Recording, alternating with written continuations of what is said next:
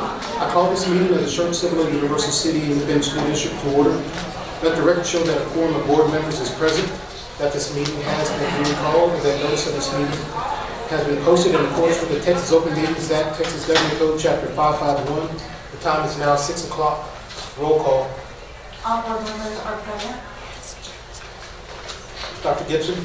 Yes, tonight we're honored to have Nicholas Areola, and a second grader from Green Valley Elementary School, and Mason Holbrook, a sixth grader from Jordan Intermediate, to lead us in the pledge. If everybody will remain seated for just a moment, we're going to let the principals introduce them, and then we'll all rise for the pledge.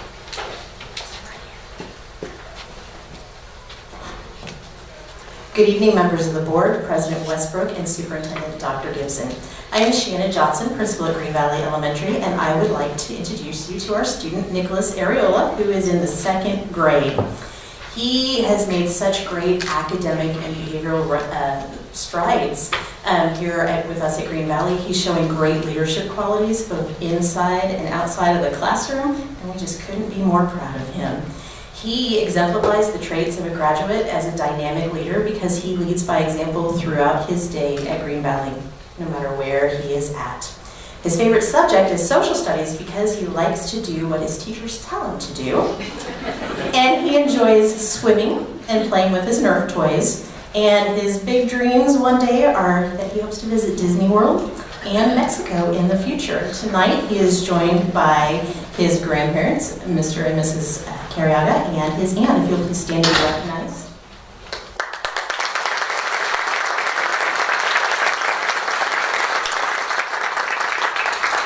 We also have two of his teachers here, Ms. Kara Castaneda and Mrs. Stephanie Hamilton, that are here to support him tonight.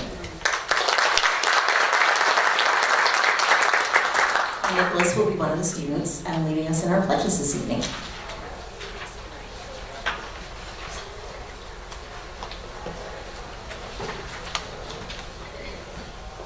Good evening, members of the board, President Westbrook, and Superintendent Dr. Gibson. I'm Erin Holliday, the Assistant Principal at Jordan Intermediate. I'd like to introduce you to our student, Mason Holbrook, who is a sixth grader. She is a hardworking student who is respected by her teachers and peers. Mason is loyal, maintaining many friendships from elementary. Her favorite subject in school is social studies, and she enjoys barrel racing outside of school. She's been racing horses for the last 2 years and has two beautiful animals of her own, Bacardi and Missy. Mason is self-motivated, one of the SCUC traits of a graduate. She commits countless hours of her personal time to her horses and competitions. Even when it's not easy, the weather at the barn is cold, the horse won't cooperate, or on the rare occasion that she gets thrown from her horse, Mason still gets back up, dusts herself off, and recommits to getting better. She manages a busy schedule with her barrel racing and her schoolwork. Although she's very successful in her activities outside of school, Mason is very unassuming and humble. Sometimes she seldom shares her wins. She is joined tonight by her parents, Adrian and Daniel Holbrook, and her sister, Carson. Would you stand to be recognized?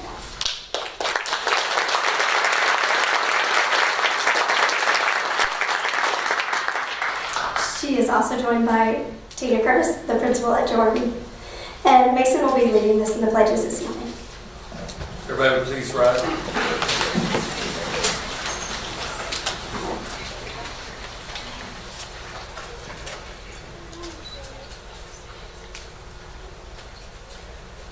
I pledge allegiance to the flag of the United States of America and to the republic for which it stands, one nation, under God, indivisible, with liberty and justice for all. Honor the Texas flag. I pledge allegiance to thee, Texas, one state, under God, one indivisible.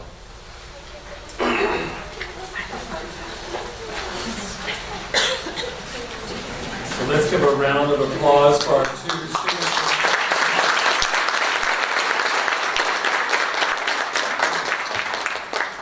We have a barrel racer, and then Nicholas is sporting that country chic look, looking pretty good. White shirt and sharp-looking boots. So thank you, principal and students. Good evening. Before we get to the regular order of business, I would like to recognize the mayor of Universal City, Mayor Williams. I think he has the city council meeting at 6:30. I do. Well, it's a pleasure to be here, and I don't know how you did this to get an audience like this. How did you do that? It's pretty awesome. It's pretty awesome. Ooh, excuse me. Did you hear me? No, it's a pleasure to be here this evening, and I just want to say thank you for all of the cooperative efforts that we have between Universal City and your school district. Obviously, our students there's no school in our Universal City anymore, but our kids still go to the new school. And you've been really wonderful and supportive of us. When we had to move our library, you temporarily gave us that facility in Northview, and that was phenomenal. It allowed us to continue to operate for another, almost a full year before we built our new library. So I can't say anything but thank you very much to all of you. And it's a pleasure to have a great relationship that we have. And if there's any questions you have about what we do in Universal City, I'd be glad to answer them. But I know that Dr. Gibson's kind of temporarily with us in the old Rose Garden School. So it's just, I just wanted to say thank you very much for your support. We're just one of the communities, obviously, that you guys service, and our kids are very happy to be members of your school district. And I like these. This is great. You got students from 2 of your schools on your board as well. So I just want to wish you all a very Merry Christmas, a Happy New Year, and it's been a pleasure to work with Dr. Gibson and your entire board for these last my 11th year now with this group. So thank you very much. I appreciate it. And I do have to run off. We do have a council meeting in about 20 minutes. So thank you very much for your support and anything we can do for you. Thank you very much. Thank you, Mayor.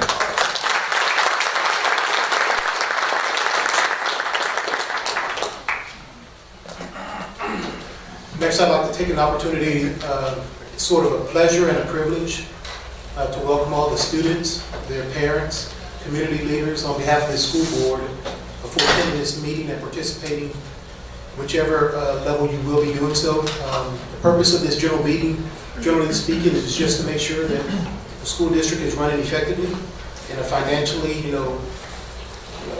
beneficial way, showing some fiduciary responsibility and making sure that the students here have the best principals, the best teachers, and they get the best education. And I think that's our job in a big scope of things. So thank you for showing up. And next on the line, Vice President's recitation of district mission, vision, value statement.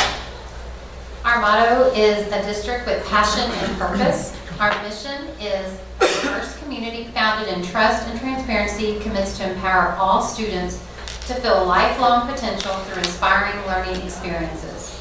Our vision is to inspire, innovate, and excel. Our values are leadership, character, commitment, service, and learning. And we have 4 priorities. Priority 1 is all graduates who we college and our career and are military ready. Priority 2 is high performing and an engaged workforce. Priority 3 is highly satisfied students, parents, and community. And priority 4 is efficient district and campus operations. Thank you. Next, we will have the board recitation of our belief statements. David? Yes, our first belief statement. We believe all students have the capacity to learn and excel. We believe a safe, secure, and supportive environment is paramount to learning. We believe living our core values of leadership, character, commitment, service, and learning. We believe engaging and interactive and authentic teaching creates empowered, inspired learners prepared for a changing world. We believe technology is a relevant tool that enhances learning in and beyond the classroom. We believe in a professional learning community that fosters collaboration for continuous improvement. We believe transparent, clear, and timely communication among all is critical to success. We believe measures of success go beyond standardized testing, and we believe that public education is defined by the local community with limited state involvement. Thank you. Now we will have the Vice President's overview of good governance indicators and board member ethics. So each month we highlight our good governance indicators and one of our ethical standards. And so one of our board member ethics that we follow is equity and attitude. And so our statements are, I will be fair, just, and impartial in all my decisions and actions. I will accord others the respect I wish for myself, and I will encourage expressions of different opinions and listen with an open mind to others' ideas. And we have a good governance self-check, and one of those is, we have about 10 of those, and one of them is our written board operating procedures are in place and are reviewed and adopted on an annual basis. And so just some of those are an annual review of our operating procedures as part of our master calendar. New board members are oriented to operating procedures within the first 60 days of service, and those are just a couple of examples of that. Thank you very much. Next, we will have the recognition of student representatives for the month of December. Dr. Gibson. Thank you, President Westbrook, and staff members and guests and students. So each month, one of the highlights of our meeting is to recognize our two students from our two traditional high schools. These students are the epitome of our traits of a graduate that we've already heard mentioned a couple of times tonight. We want, in addition to students being able to perform academically and through extracurricular activities, we want them also to embody the positive characteristics of being a dynamic leader, self-motivated, skilled communicator, service-oriented, and future-ready. And tonight we're honored to have Gracie Magassia, a 12th grader at Clemens High School, and Nia Conrad, a 12th grader at Steele High School, as our student representatives. And students, we're going to let you meet your principals at the podium, and they're going to introduce you, and we look forward to hearing from you tonight. We can go ahead and give them a round of applause.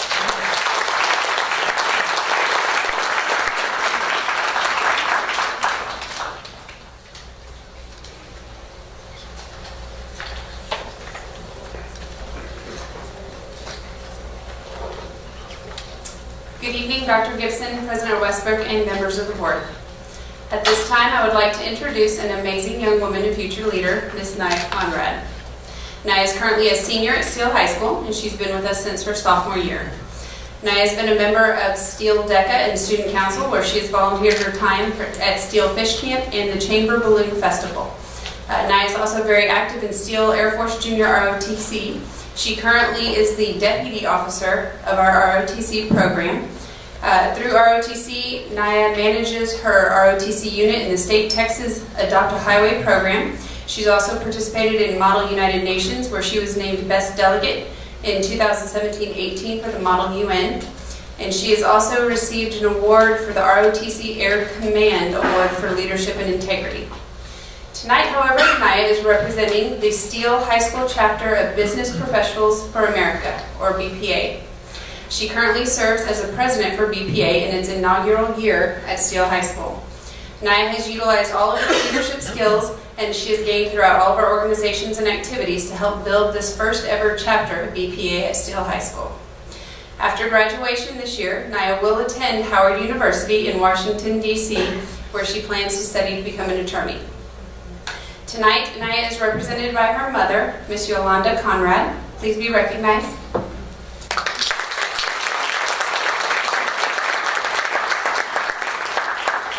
And she is also represented by her BPA sponsor, Miss Allison Fannin. Also be recognized. Now it is my great pleasure and honor to introduce you to our birthday girl, Miss Nia Conrad.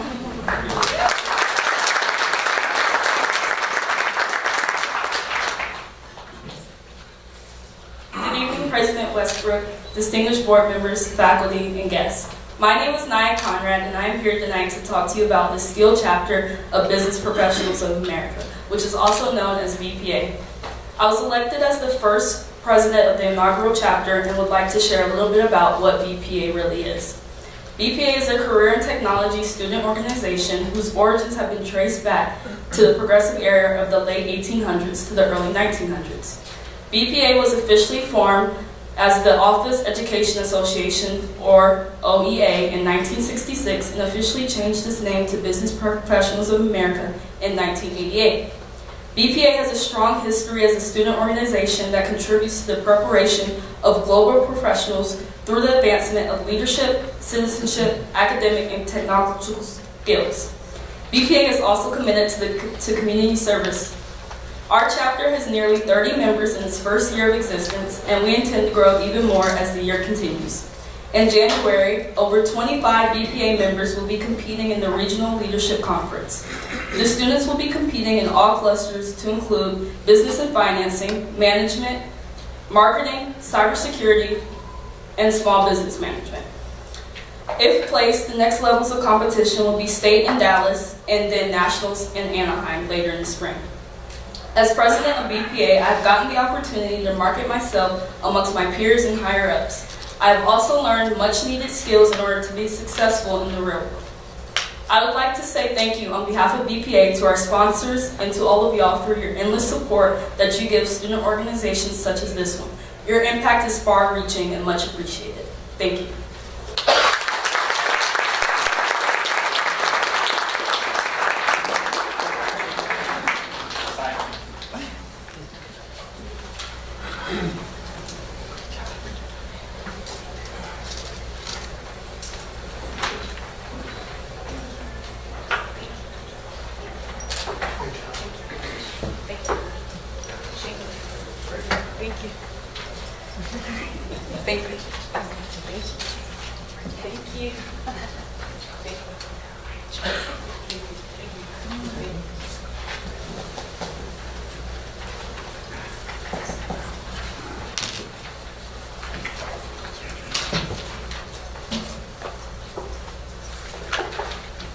Dr. Gibson, board members, everybody else.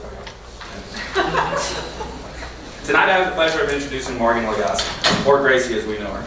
Gracie is accompanied tonight by her parents, Melissa and Barry Lagasse, grandparents Brad and Carrie Neely, and sister Madison Lagasse.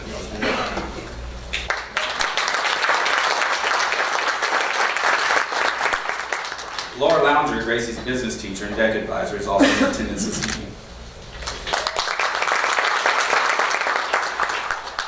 Gracie has been a student at SCUCISD since the 6th grade. She has been an active student at Samuel Clemens High School, playing soccer in the varsity level, and now serving as president of our DECA chapter.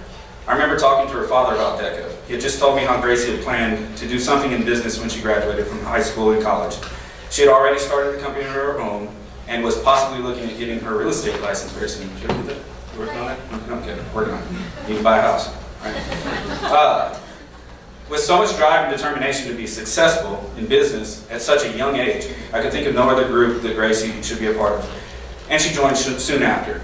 Not only has she been an active member of Samuel Clemens DECA, she has become a force to be reckoned with. She has taken the reins of an already successful organization and made it even better by raising the number of active members, creating new innovative ways to fundraise, and develop fun new initiatives to help grow and develop the business knowledge of her fellow members. She has taken the initiative to direct her fellow officers and senior members to work as mentors for the younger, less experienced DECA members, with the goal of developing the chapter into an even more successful group. Gracie is a strong-willed young lady with limitless potential. She is the living embodiment of the SCUCISD traits of a graduate, and even presented one of the traits this year at this year's district convocation. It is my honor to present a dynamic leader who is skilled at communication, self-motivated, service-oriented, and absolutely future-ready. Ladies and gentlemen, Gracie Lagasse.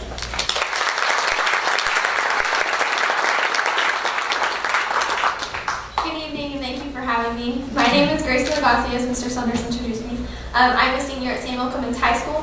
Throughout my 4 years of high school, I have remained active in different clubs and organizations, including soccer, lettering my freshman and sophomore year, and Key Club. The last 2 years of my high school career, I have remained heavily involved in our Clemens DECA program as well as NHS. On top of these high school activities, I have remained a part of club soccer through our Lions Football Club. I am currently working as a sales associate at Bracken Village's Bless Your Heart Boutique in hopes of maintaining my position throughout my college career at Texas State University. Among all of the extracurricular activities I am a part of, I have been able to maintain a GPA of 102 all 4 years, leaving me in the top 10% of my class. I strongly believe that being a part of the above activities has prepared me for what is to come. Through DECA, I have made countless connections with wonderful people on the local, state, and even international level. During my first year of DECA, being last year, I was fortunate enough to qualify for internationals. Due to these amazing interactions and experiences, I have made my decision to increase my involvement in DECA and run for our president of our chapter. Being able to achieve this goal allowed me to grow even further, forcing me to take on new responsibilities, as well as allowing me to become more interactive with my peers on a wider spectrum. The program itself is a great way to obtain real-world skills, leadership attributes, and public speaking etiquette. My DEC advisor, James Pratt and Laura Lounger, are what made my experience even more special. They have given me the tools I have used to become successful in not only my DECA events, but also at school and in the workplace. Along the way, I have been able to create a bond that can never be broken, and for that I am so thankful. Although I have spoken only about a few of our SCUC staff members directly, these attributes speak to the staff as a whole. For I firmly believe that I would not be as successful as I am today without every one of my loving teachers within the SCUC family. After much debate, I have decided that with all the wonderful things I have learned along my educational journey, I'd like to further my career with a double major in finance and math in hopes of becoming a pharmaceutical saleswoman. With that said, I'd like to thank everyone for their time as well as their hard work and dedication as an SCUC staff member. I will always have a special place in my heart for Buff Pride. Thank you.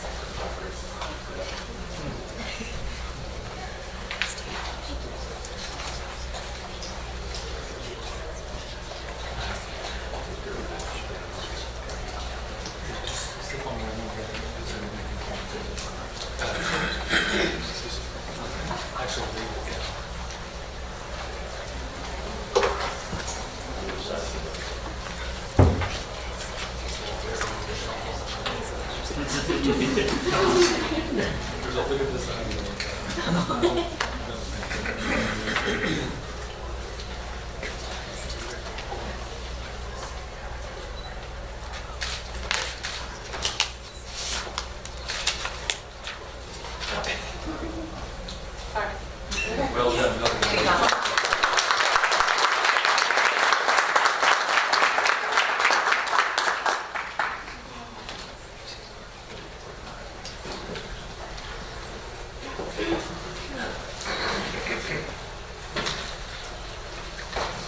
As part of the SCUC Community Partnership, we would like to acknowledge our numerous key partners and collaborators who are active contributors in helping the district achieve its missions and goals. This evening, we are also honored to have the Terry May of the Greater Randolph Area Kiwanis, am I pronouncing that correctly? Kiwanis Club, which serves as a liaison to students, providing supplies and scholarships to SCUC Independent School District students. Thank you for being part of the wonderful relationship built upon our district core values of leadership, character, commitment, service, and learning. Yes, sir. Thanks for the recognition. We exist to help children, one child in one community at a time. That's our motto. Some of the ways we do this, as you just said, in community and schools, very important to us. But we also do this with reading as fundamental by distributing books to other young children who often resulted as when we offer a book to them, it's their very first book that they can call their own. We also sponsor 2 high school PE clubs, one of them right here at Samuel Clemens, as well as Builders Club at Building. And we especially love this time of year when we get to sponsor children's Christmas shopping as an event for them to get a hunk of money and just go treat themselves or treat other members of their families. And the looks what we get back with that is what keeps us coming back. Also, at this time, we do a Christmas shopping event where we take ourselves and we go through and shop and fill the basket and take it to multiple families in the area. Service is what we're about, and for a plug for us, that's the Greater Randolph Area Kiwanis, often called GRAC. And if you look us up at grac.org, you can join us.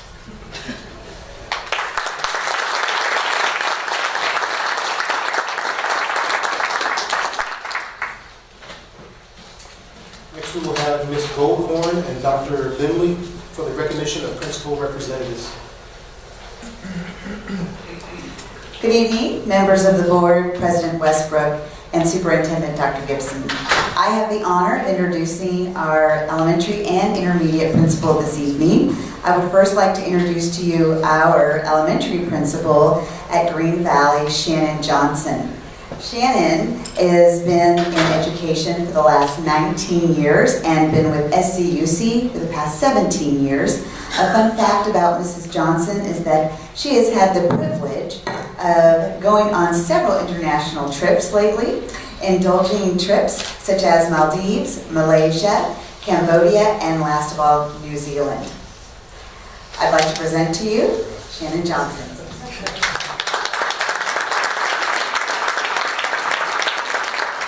Our intermediate principal is Tina Curtis. She is principal at Jordan Intermediate. She has been in education for the past 24 years, and all of those years have been spent in wonderful SCUC.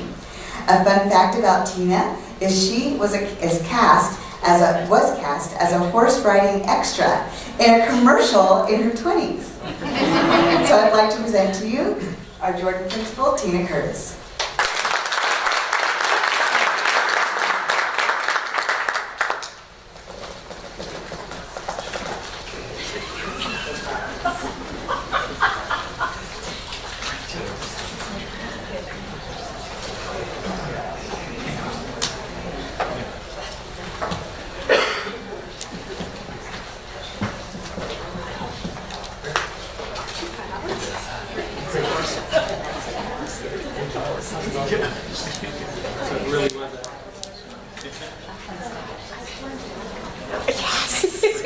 She checked me out at Justice this weekend.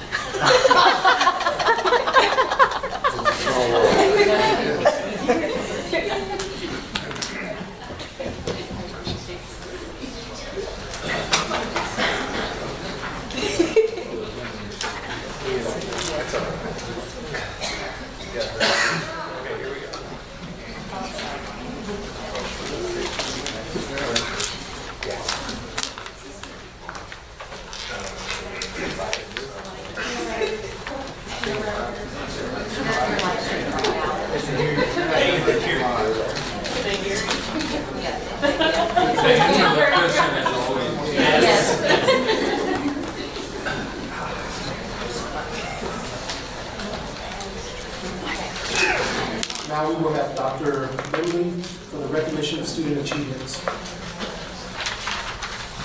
Thank you. Good evening, President Westbrook, Dr. Gibson, and members of the board.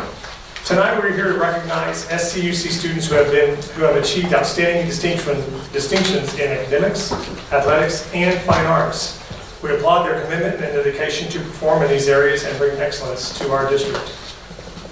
Students, parents, and friends, thank you for joining us tonight and for this chance to recognize your students and their excellence. Students, as I announce your name, we'd like for you to come on and file up, and we're going to shake hands with the board, and we're just going to have kind of a parade of stars up here. Ladies and gentlemen, our first group of students we recognize have demonstrated college-level achievement and have been designated as advanced placement scholars by the College Board.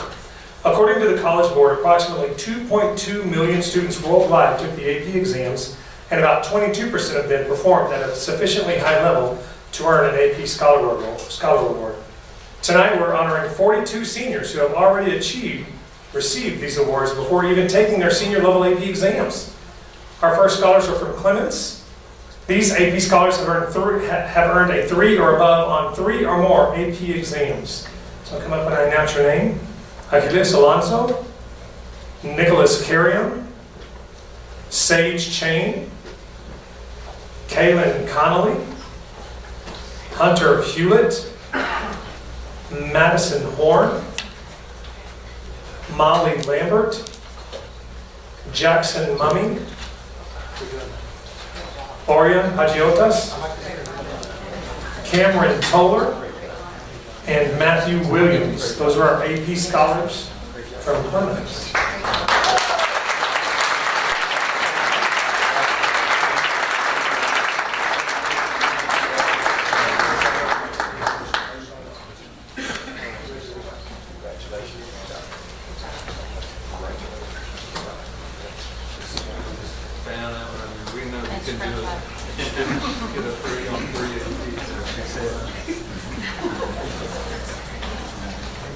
scooch in, let's scooch in, make 2 rows. 2 rows. 2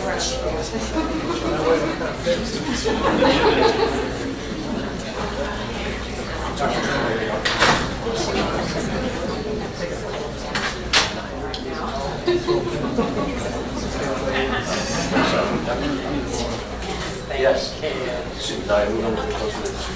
you see the seat over here? A little more. No, I mean. He'll take a picture and then we'll leave. Yeah, ready?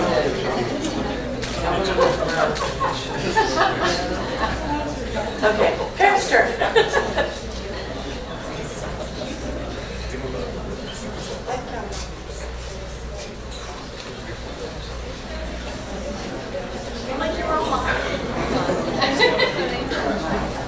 Great job, congratulations.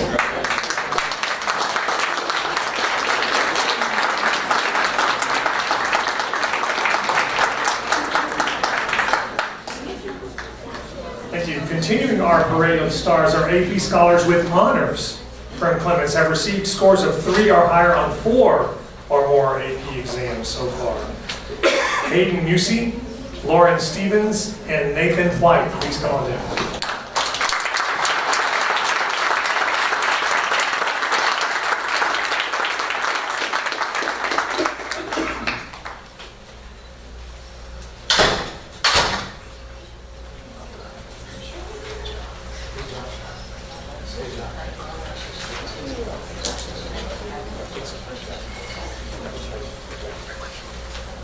Hey guys, now it's your turn. Stand in front of the slip.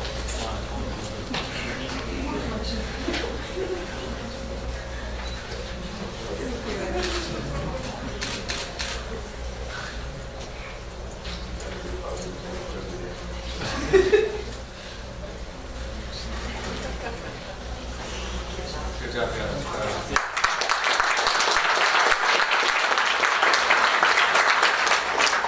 And finally, from Clemens High School, our AP scholars with distinction have earned a score of 3 or higher on, you guessed it, 5 or more exams so far. Mackenzie Hesse and Angelica Morales.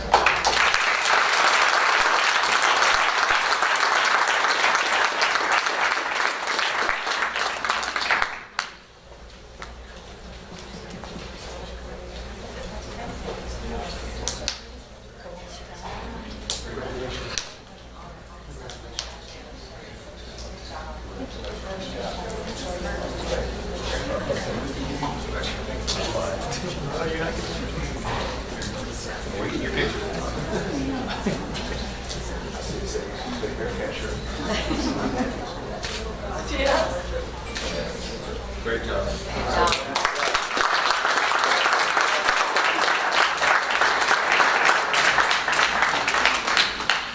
Okay, now from Steele High School, our AP scholars have earned a 3 or more on a 3 or above on 3 or more exams, and we only have one here tonight. That's Mackenzie Oswald. Mackenzie?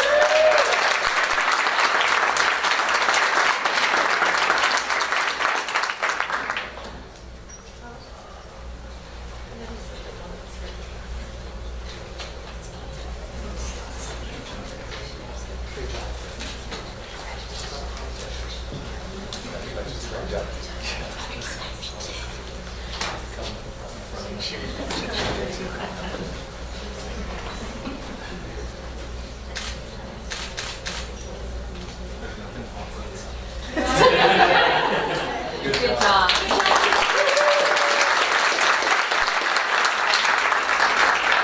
AP scholars with honor from Steele, 3 or higher on 4 or more AP exams. Yasmin Said.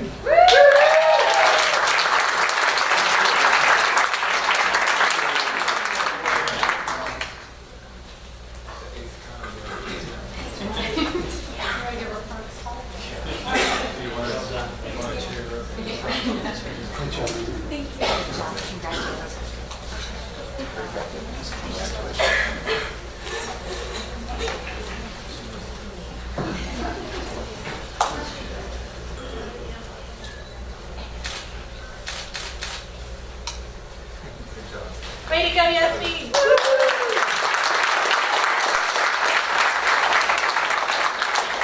And our AP scholars with distinction who have earned scores of 3 or higher on 5 or more of these exams, David Hernandez Guzman, and Ethan Lejeune.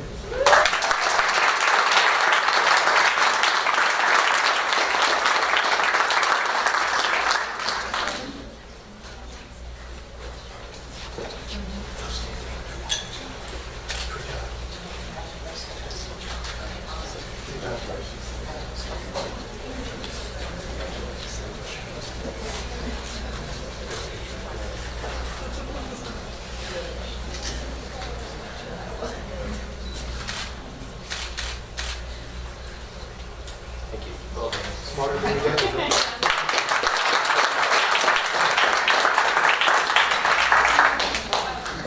And now we'll move on to the athletics arena.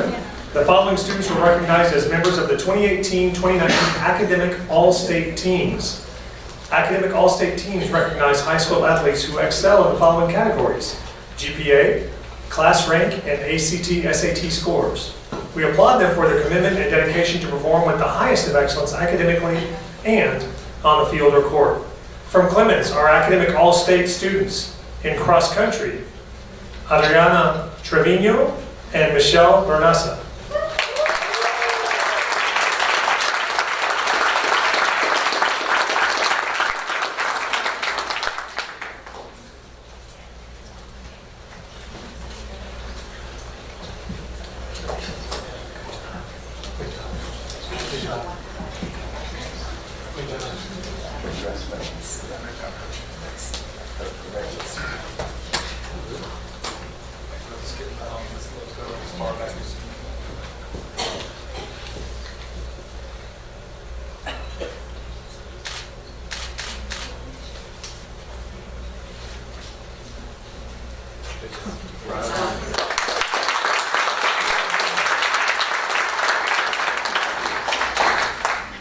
And from Steele, our academic all-state students from cross country, Ashley Adams, Matthew Gomez, Ethan Lejeune, Lauren Martinez, and Jesse Mejia.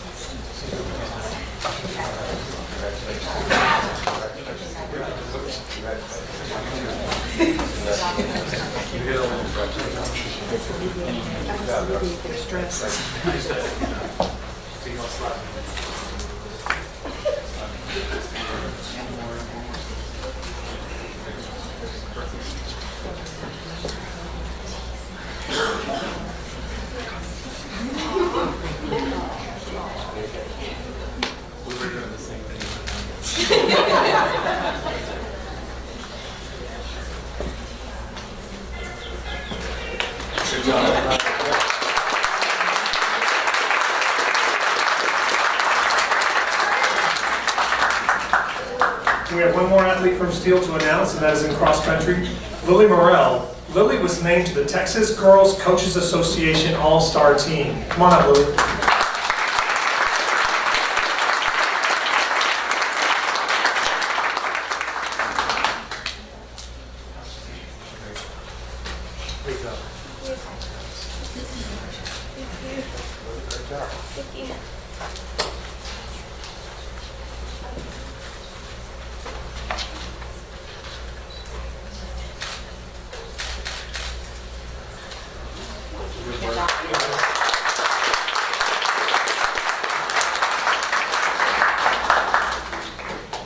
And last but not least, our fine arts group, musical and monologue, Texas Thespian State Festival National Qualifiers. We now recognize our Steele Theater students who received superior ratings for their performance at the Texas Thespian State Festival.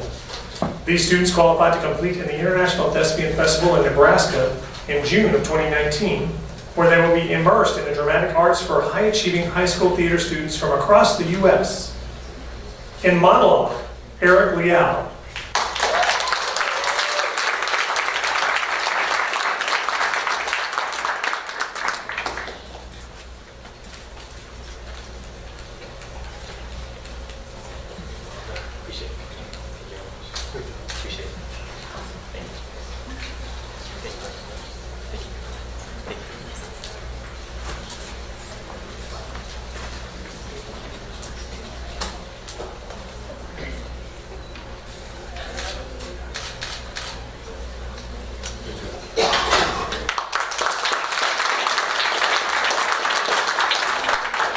Also from Steel in group musical category, Ethan Bowman.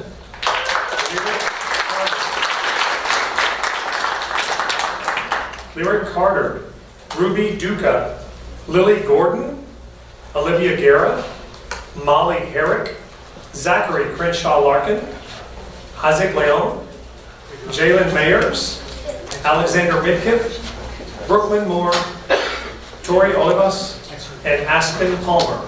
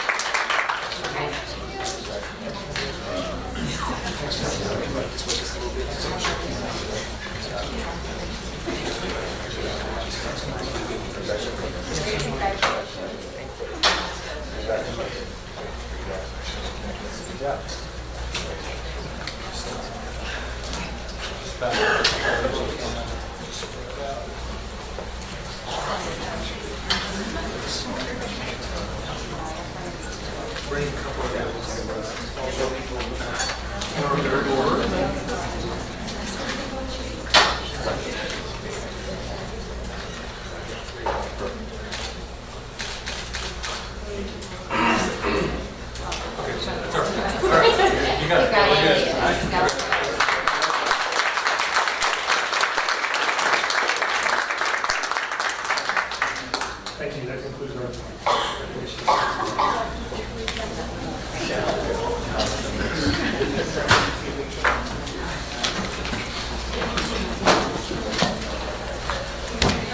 Next, we will have public comments. In order to provide consistency and fairness to all individuals, public comments will be heard in accordance with the board policy DED local procedures outlined in Administrative Regulation DED. Comments should be limited to topics such as policies, curriculum, and facilities. Any direct criticism of a specific employee will not be heard during the public comments and should be considered separately as provided in board policy. In this context, individuals are cautioned to not identify any employee by name or by any combination of words or descriptions which could identify the employee to another individual. No public comment shall exceed 5 minutes. To ensure compliance with the time limitations, the yellow card will be held up by the board secretary at 4 minutes, and a red card will be held up at 5 minutes. Mr. Petrisky, are you a doctor? No?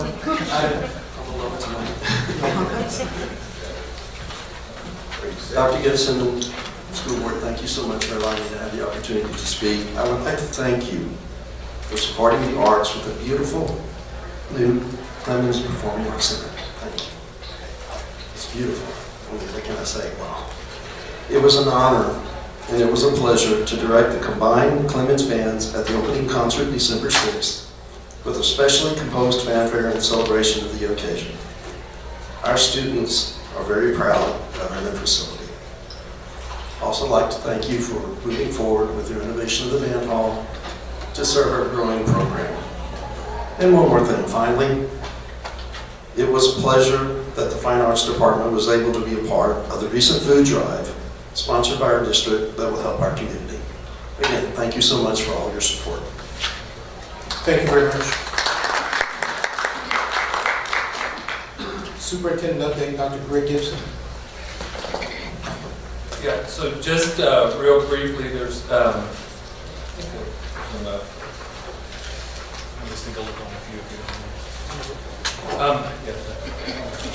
so I have just 4 quick updates and appreciate this opportunity.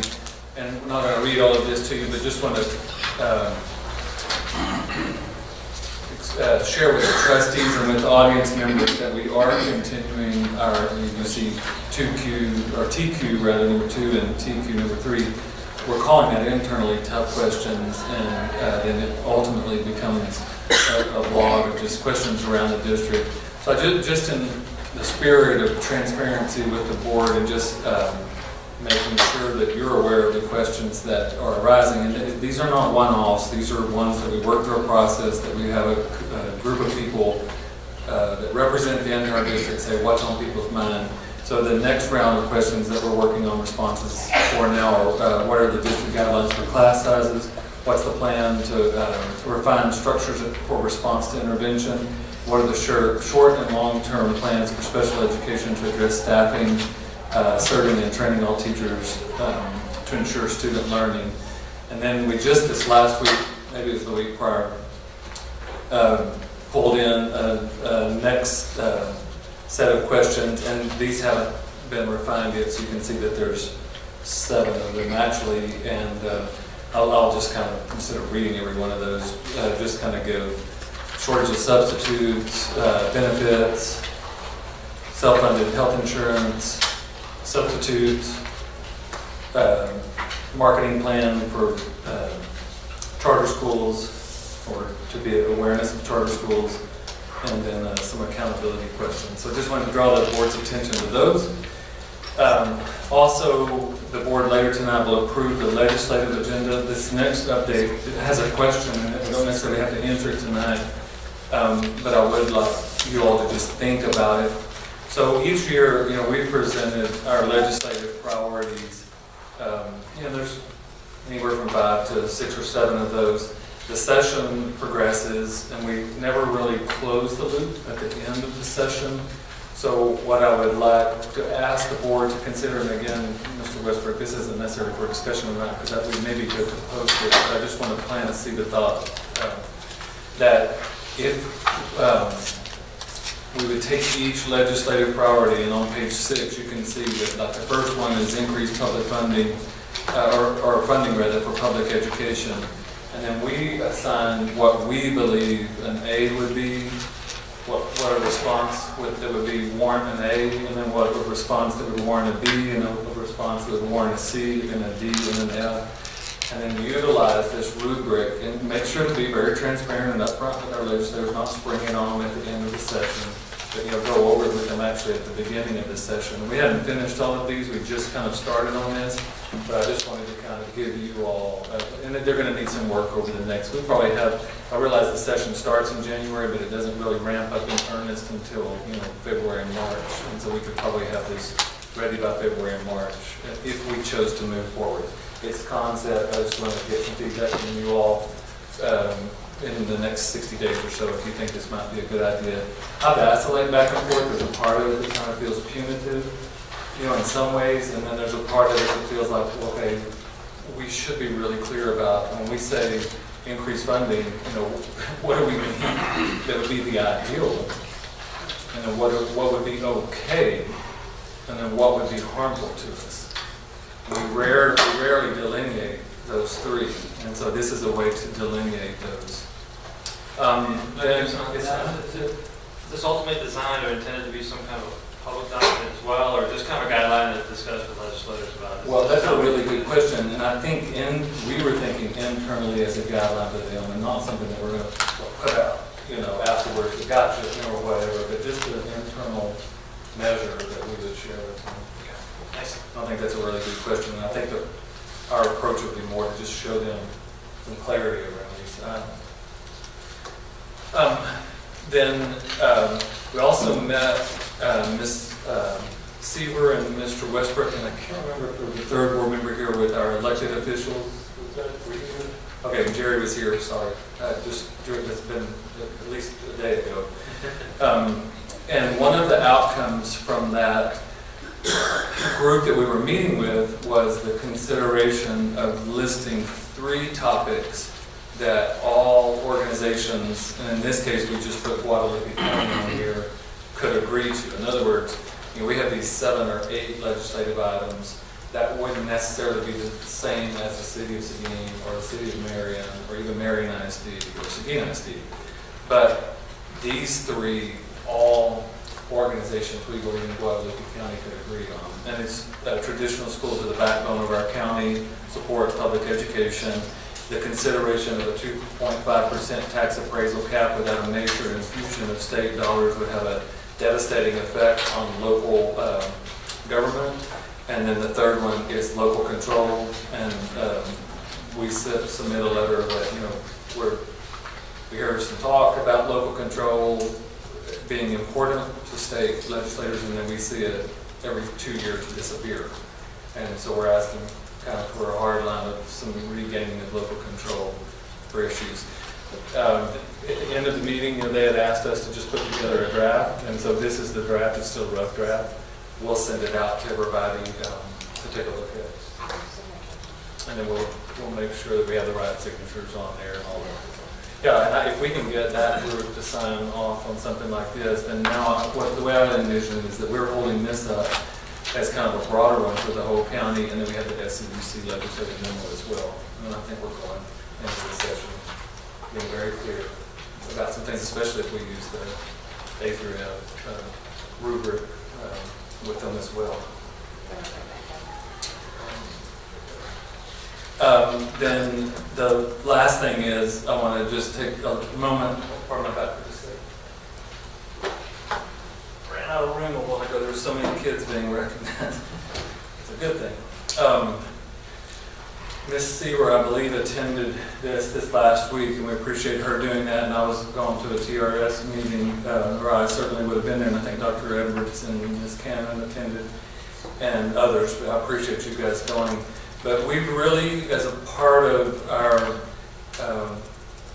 move to our partially self-funded health insurance, we've really emphasized wellness. Now, that's kind of a financial reason to do it. There's a human reason to do it too, that we all work up here every single day and we spend so much time up here and, not with our families and all that, that we really need to try to do better every single year, taking better care of ourselves, me included. And this time of the year, maybe not a good time of year to bring this up, as I think about what's happening tomorrow, with gifts and all that. But this is about for the rest of the time. So Ms. Cannon submitted some of the work that we've done with our wellness program to the San Antonio Business Group on health. And we just thought, let's just submit it and we'll get some feedback and we'll just, it can't hurt. We'll see, kind of where we stand. And we actually achieved a gold level for our healthy workplace environment in year one. If I understand it, there's a platinum level. Platinum. And I'd already heard that we will be getting platinum. Is that what I heard? We'll work on that for next year. And we'll be working on platinum for next year. But do you want to say something? Yeah. So the folks that I went with, I was encouraged. They seemed to be really excited about the whole idea of this whole, being healthy and everything. And so much so that there were not even donuts at this place. So the folks were motivated to the first thing out of their mouth was, we want platinum for next year. So I know that these folks are looking at things that we can do in our district, and definitely ties back to us being self-funded, which really helps with us and helping us take care of our employees. So I appreciate the work they do. I'll just remind everybody to kind of close on that note that when we 4 years ago did our first analysis on our health insurance, when we were first considering self-funded, 60-some-odd% of our claims were for things that are preventable, meaning like type 2 diabetes and pre-type 2 diabetes. In other words, so 60-something% of our claims are the stuff that we're doing ourselves, not the natural things that are just occurring to us. That was, I think, got our attention, and it was just, we felt like it was time to get something done. So thank you for that moment to share, and I want to give Ms. Cannon and a lot of our staff, Nina's here, there are many, many others, but they've really taken the spearhead. Anne-Marie really keeps us well informed, so we're going to give you a round of applause. Who's the rest of your staff? Who's in charge of it, of your health and wellness? Currently, Anne-Marie Williams, our receptionist, she's kind of the major portion of getting the communication out to everyone. Our risk manager, that position is vacant right now, but they help with that. And then also we have on loan to us a wellness coach from United Healthcare that really primarily helps us get organization and communication through this as well. And then we've established a wellness champ on every campus and every department. And they help us get the word out as well and give us ideas for looking for wellness ideas and activities. Thank you. Paige Malone, we have the financial audit. Yes, thank you, President Westbrook, Dr. Gibson, members of the board. It has come to that time in the year when we are to submit the 2017-18 financial audit to the Texas Education Agency. And tonight from Patillo Brown Hill, we have Angela Verduzco, who will come to the podium and present the 2017-18 financial audit.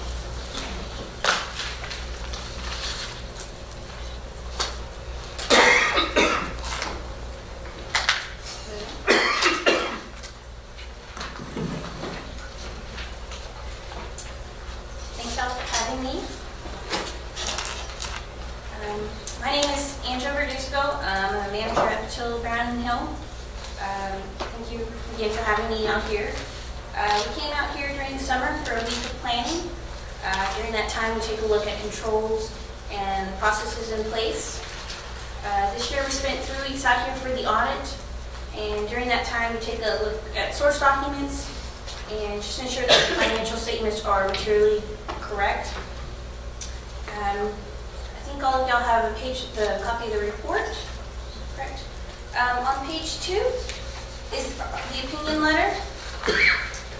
Our responsibility is to express an opinion on these financial statements in accordance with generally accepted auditing standard. The district received an unmodified opinion, which is the highest opinion that can be rendered. Page 5 is the start of the management discussion and analysis. And page 13 is the statement of activities. The ending net position of the governmental activities at the end of the year was a negative $91,979,046, a decrease of $71,505,086 from the prior year. During the fiscal year, GASB 75 went into effect. It was a new standard. That new standard required that the net other post-employment benefit liability be recorded on the financial statements this year. And the standard also required the prior period adjustment of $74,963,553 on page 14. This is affecting all schools. This is not just Schertz-Cibolo, so that is a major change in effect that went into this year. On page 17, we can take a look at the general fund. For the general fund, had an ending fund balance of $41,427,098, a decrease of $2,247,172. Total expenditures for the general fund were $120,406,754. And then total unassigned fund balance for the general fund, if you look on page 15, was $35,221,093. Page 24 is the start of the notes. Additional details can be found on the district's capital assets and long-term debt. During the fiscal year, the district did issue $49,245,000 of unlimited tax school building bonds, Series 2017A, for school facilities. And finally, as part of our audit, we are required to consider internal controls in accordance with government auditing standards. Page 76 of the report outlines that letter. We are required to communicate any material weaknesses, any significant deficiencies if we come across anything. We have nothing ready to report, so please. On page 80, it notes the district's federal grant activity.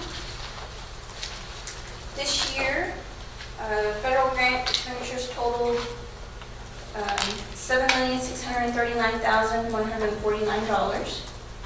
And the district had a single audit, and that's listed on page 82 of Title I, Part A, and Impact Aid this year. And finally, I would like to thank, Angie's not here, but I'd like to thank her and Paige and the rest of the district staff. We kind of disrupt things, and we really appreciate it. We know you've got your regular duties, and so when audit time comes, there's lots of things that we require and we ask for. So I appreciate that very much. Because of their hard work, we were able to get a clean audit today. I'll leave it open if y'all have any questions for me.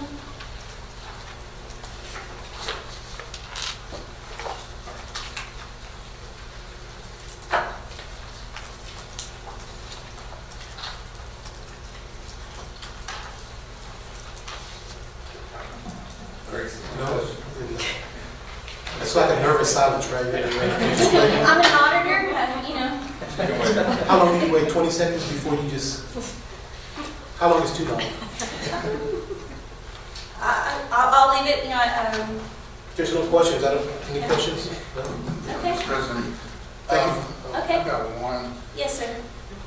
In page 7, we've got $20 million in governmental activities, negative, then we go to 91 million. Was most of that due to the fact that the bond we sold during last year? Most of that decrease is because of the new standard that went into effect on page 13. If you look at the data control code of 2545, that is a new liability that was not previously there in the prior year, and that's $42 million. That also required a prior period adjustment on page 14 of $74 million. So that's the bulk of it. Again, this is not unique to Schertz, you know, Cibolo. This is across all schools. It's your retiree pension liabilities and our obligation to TRS care for the future if the world ends today. Right. Yes, yes. Yeah, 2540 is your net pension liability, and then 2545 is your post-employment benefit liability. So there's about, was it, $69 million? Basically, that's most of the 71 million, but you're saying this was not there before. I'm sorry? This about $69 million, what you're saying, if that was not there in 2017, but it is now. The 42 million was not there. The 26, that's the ending balance. There was a previous beginning balance. If you look at page,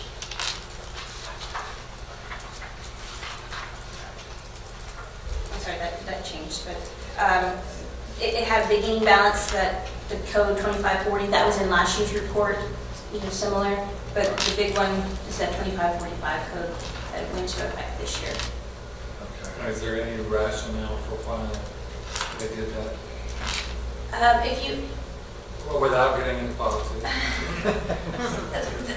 the basis of that standard, the GASB standard, was to let users and financial users be aware of that liability. So much like a business type, they have that liability.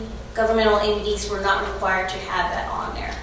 And so that standard 75 now requires that, in the hopes that it would let others, users, be aware of that.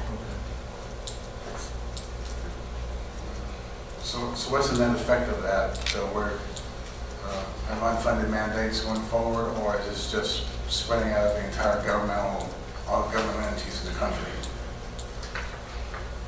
Ask me that one more time so I can make sure Are these basically unfunded mandates going forward, or is this just the data of the country basically spread over all the government entities that have that? I mean, if you look at $91 million in the red, you do kind of wonder, are we liable for that? Is the school district liable for that, or is that just So, that TRS has had an actuarial done over that liability, and they issued reports. These numbers are coming directly from that actuarial.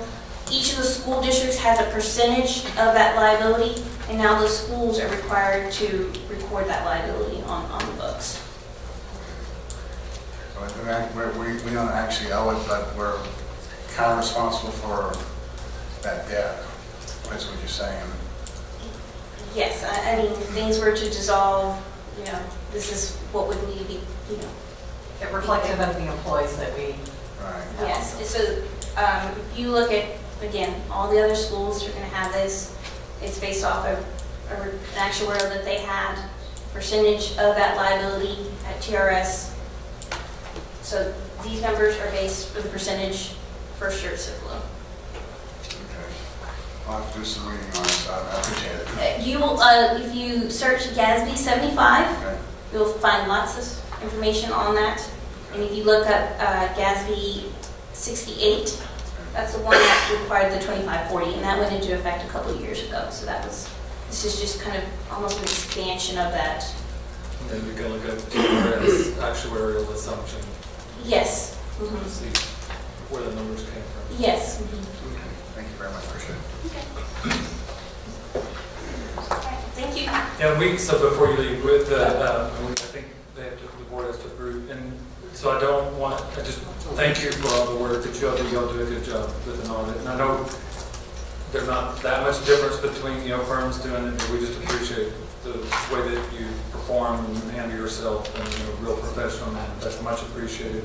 Thank you. And then we don't ever take these for granted. We kind of just yawn and, we got another clean audit, but, there are a lot of organizations that don't get clean audits. That's why this is a process that is widely accepted. So Paige, and I'll echo what you said, and Angie and all the staff that's involved in this, we don't take this for granted, and that they know that Thursday at lunch, I'll say all I want, for Christmas every year is a clean audit, and they always deliver.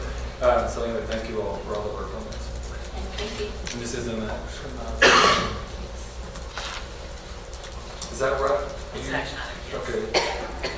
We've got it posted later. Is there a reason to do it now? Do we need signatures to hand off to her?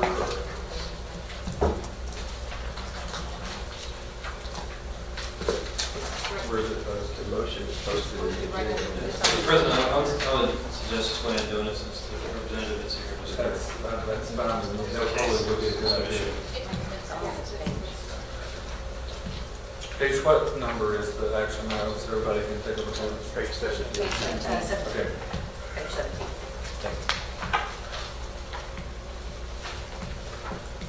Need a motion? I move that the Board of Trustees review and approve the fiscal audit for the year ending August 31st, 2018. I second. There's been a motion and a second. Any discussion? All those in favor, raise your right hand. Motion passes 7-0. Thank you very much.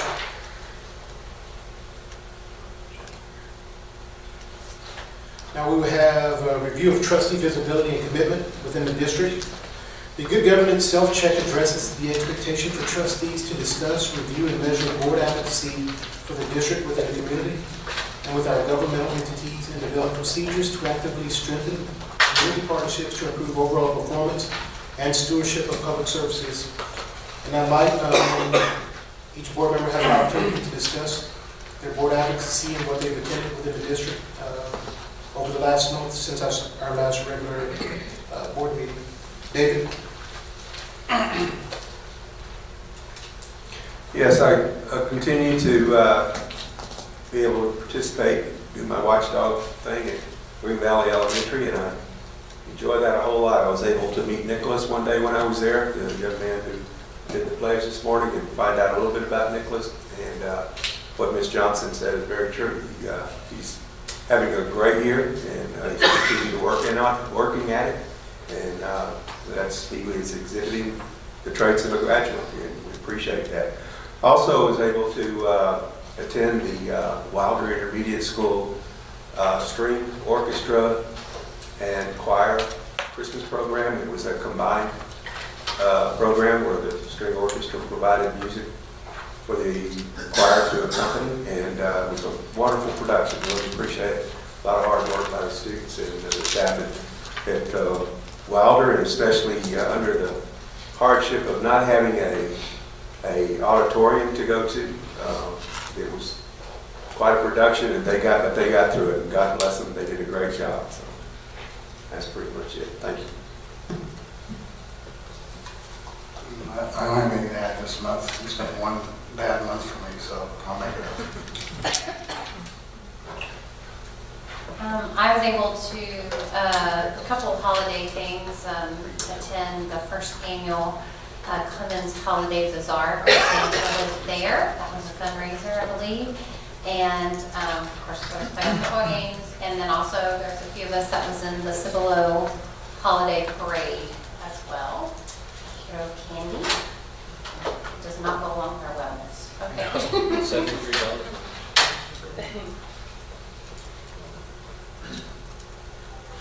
I got the opportunity, I was on the float throwing candy. President Westbrook was walking behind us. He seemed to be picking it up and handing it out directly so we can get credit for it. I got the opportunity to attend the Alamo Area Council of Government, and they presented an award for the Go Public initiative, and that was very well received. And the credit to, I think it was Northeast that got the credit for it, but we were all involved. The elected officials meeting that we had in here also, Randolph Metrocom Rotary Wiedersheim Choir came and sang to us, and that was a lot of fun. They had one where they pulled out socks, and all they got were socks, and they had these socks out, and we all wondered if they were clean socks. After they were done, they all went back in the same box, so probably used it year after year. Yeah, they were clean once. We had the chamber, church chamber had a Christmas party, and then CIS had a holiday social and a board meeting this morning. So last month I attended the chamber luncheon with Jerry and Dr. Gibson. And what was kind of cool about that is we sat with our DECA students, both Steele and Clemens sat theirs. And Maggie recognized the kids, which I thought was very gracious of her. And she also noted that the organization raised $18,000 for both of those organizations, which I thought was fantastic. Was able to go to a couple of the Go Public, that's one of the marketing campaigns in San Antonio for public schools, and work with them on some marketing issues. And of course, most importantly, I've gone to all the wrestling events in the last 2 months. And I do want to put a plug in that tomorrow at Steele, there is a quad. Steele is putting it on, so I know y'all all want to go. Yeah, and this weekend I'll be wrestling at the wrestling event in Bryan, so go wrestling. Do something different. Went to several holiday/Christmas performances, and I think it's great that we do take the time to recognize numerous cultures, I guess, this time of year. And I think it's also good, you can almost tell for a lot of parents that may be the only opportunity that they really get to go to a campus sometimes and spend time on that campus and just see what's going on in our schools. So I think it's a wonderful thing that we do that this time of year.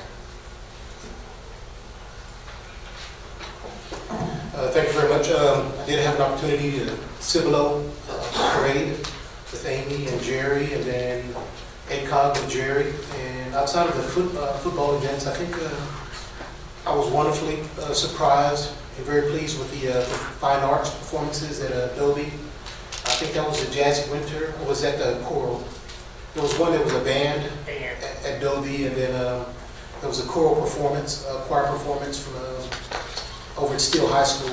And so those are very amazing, some very good singers. And I think you could see the progression in their advancement from the 6th grade choirs all the way through the varsity choirs at Steele. You could see it, and it was wonderful. I enjoyed it most, so thank you very much. If the board doesn't have an issue, we will forego the board recess and move forward unless anybody needs to take a recess. Does that mean that our student reps have to stay for another 3 hours?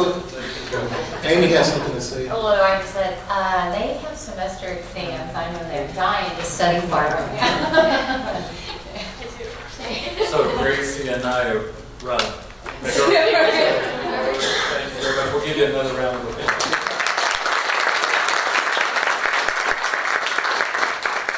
If you don't study, you'll wind up on a school board like us. You want to be better than us.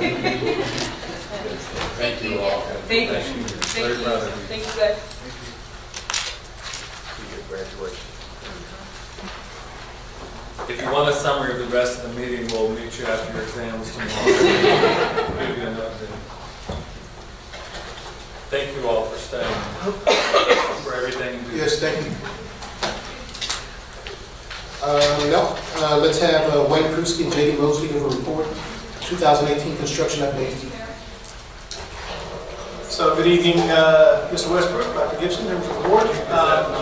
Just FYI, our projector up here, it's like it's kicked a couple of legs off, so the screens behind us are on. I believe your screens are on, so cabinet, y'all seen this before, so I think we're okay. And so I want to go through this, just a few updates I want to show the board tonight on the 2016 bond program. Again, we're looking at Clemens Technology and Transportation here. On the Clemens project, you can see 87% complete. on the tennis project. I will note that the 87% complete is more of a financial percent completion, not a time percent completion in the project. Time completion, we're at about 60% complete on the project. A few highlights here. The event center has been released. The locker rooms, choir, dance. The piece that we're working on with the event center is the bridge connecting the event center to the main building.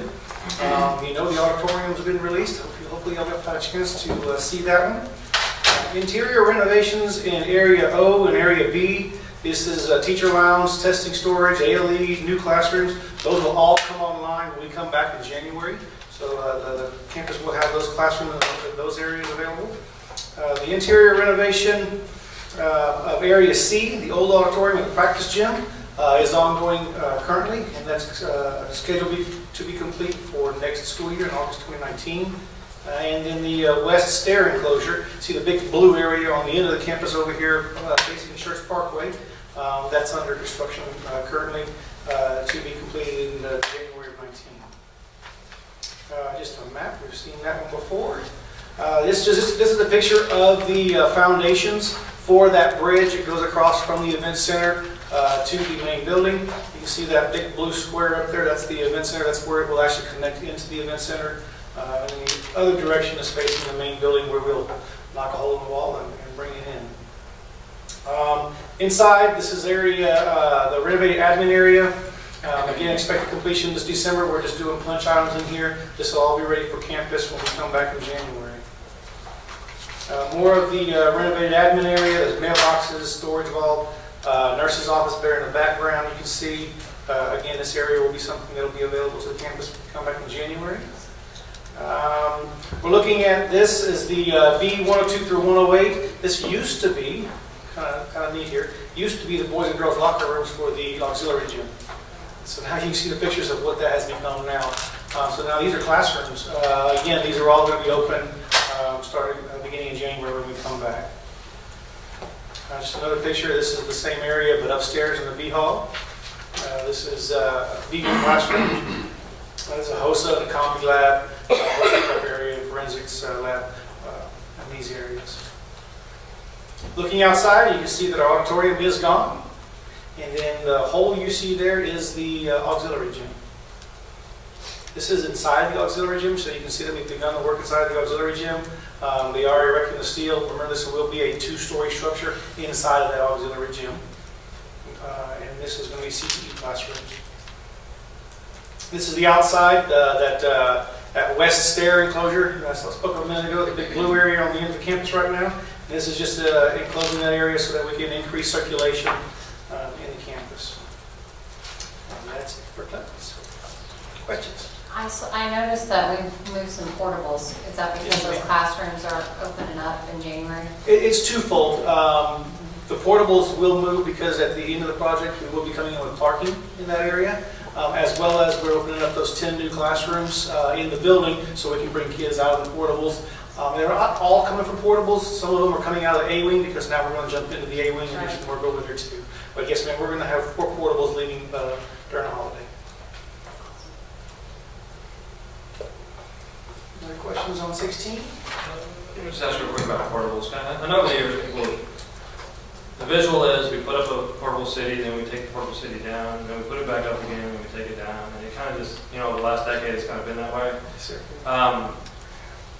Do we then use them somewhere else, or do we then give them back in a sense? I mean, because some people say, why not just leave them there? Because we're probably going to put some more down the road anyways. I mean, I've heard that over the years. So just, what's the philosophy on coming and going with portables? So the portables that you see in our district, the district actually owns. And so the portables are relocated according to our enrollment numbers. So you can, as we saw, it's a good example of this with Cibolo. We got 7 portables in Cibolo, and when Cibolo Valley opened up, we were able to start moving those portables to other campuses that now were stretched to their capacity. And so as we build new campuses, that stretch goes to a different place. And so as Clemens gets more classrooms inside, we'll be able to move those portables to areas that need it more than Clemens will at this time. And you're right. I mean, some of these, as steel continues to grow, some of these will switch back over to steel. And so it is kind of a dancing game. It is an effective tool in managing fast growth for our school district. Moving them costs us about $15,000. Buying new ones about $100,000. So it seems like the dance, but it's just really well worth it. Thanks. Okay, and then I'll just give a quick update on the 2013 bond. So the 13 bond, if you remember, is the Pascal HVAC. There's no changes on that from what we did this summer, but to let the board know, we will be moving back into Baelish come January. And so our HR staff, our superintendent's division will be back in the building over here starting in January. So that's on that. Any other questions, Mr. Westbrook? Did you have something? Nope. Okay. Thank you very much. Thank you. Can I ask one more question? Sorry. Sure. Somebody brought it up at the last meeting, but as far as the roadway out there in front of Clemens, I know that's not our responsibility, but any communication as to the plan with that road, or just after construction takes place, or The entrance coming into the... but I mean, the whole L Bell in front of Clemens is just disastrous. I know the apron will be, as part of our project, that when we bring the apron back down to the main road, as far as the main road, that's something that we'll work with City and Church on.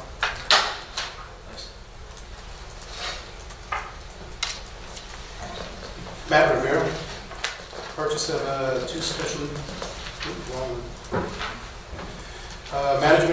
management fees under certain cooperative purchasing contracts. Thank you, Mr. President, members of the board, and Dr. Gibson. This is an annual statutory requirement.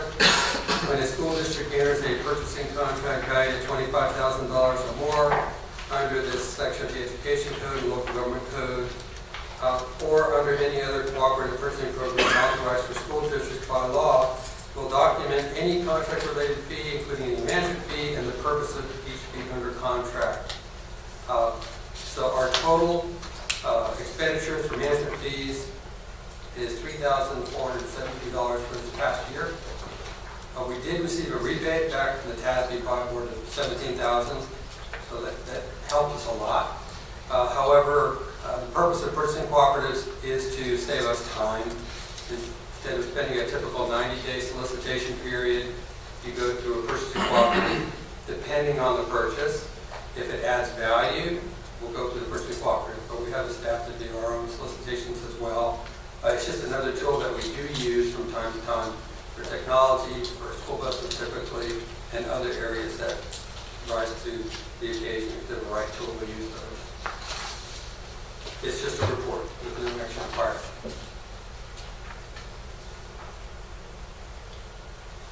Any questions? The $17,000 in rebate that goes to general fund, or you sort of keep it? How does it? Yes, it goes to the general fund. We're looking for the general, and we want to have a word. You got the general? We can get some of that. But no, it always comes back to the general fund, and it's distributed where the needs are the greatest. I'm sure it is. Thanks. And then the purchases for both buses and white fleet, the white fleet meaning like Suburbans and... Yes, sir. Our maintenance vehicles, our route vehicles, our child nutrition vehicles, etc. Thank you. Report purchase of two special needs buses, Francisco Perez. Good evening, Dr. Gibson, President Westbrook, and members of the board. This is just a report item, no action required at this point. And this is a report to inform the board of the purchase of two special need buses using 2016 bond funds allocated for bus purchases and contingency. In order to meet current and future enrollment needs for students receiving special needs transportation, we are in the process of soliciting quotes through a purchasing cooperative for two special need buses. These buses will service students receiving home-to-school and school-to-home transportation, as well as students receiving services through the 18+ program. Once the buses are purchased, they will be included on the monthly purchase order report presented by Mr. Rivera.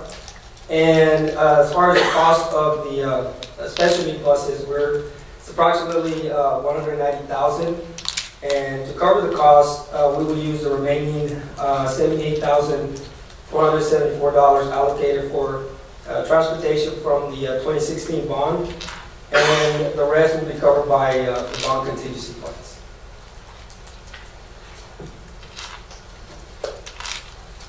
questions?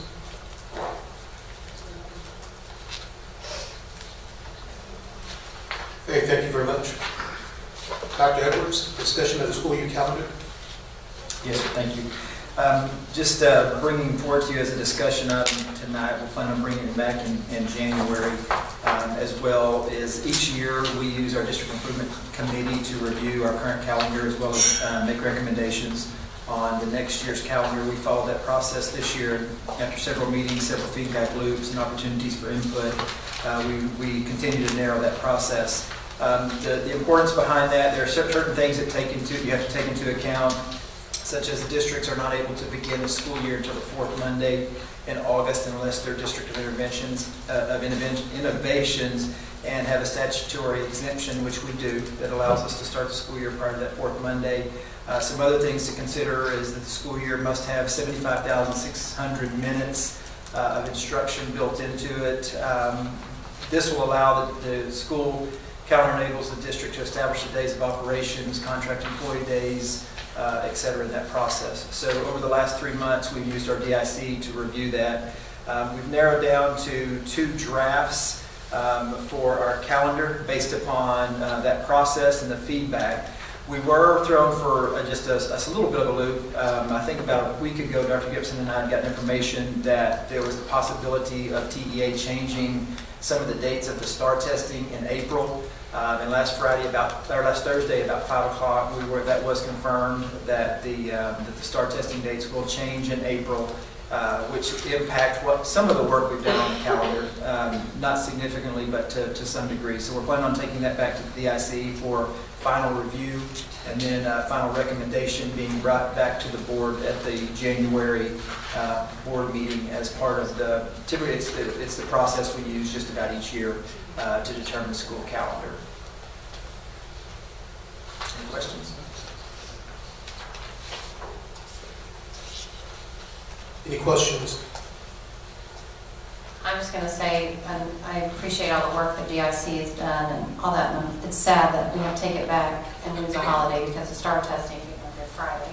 But sadly, the state has put that in our hands, and to all those parents that may listen to this later, if you want to complain about that, you need to talk to TEA because they set the date as Good Friday.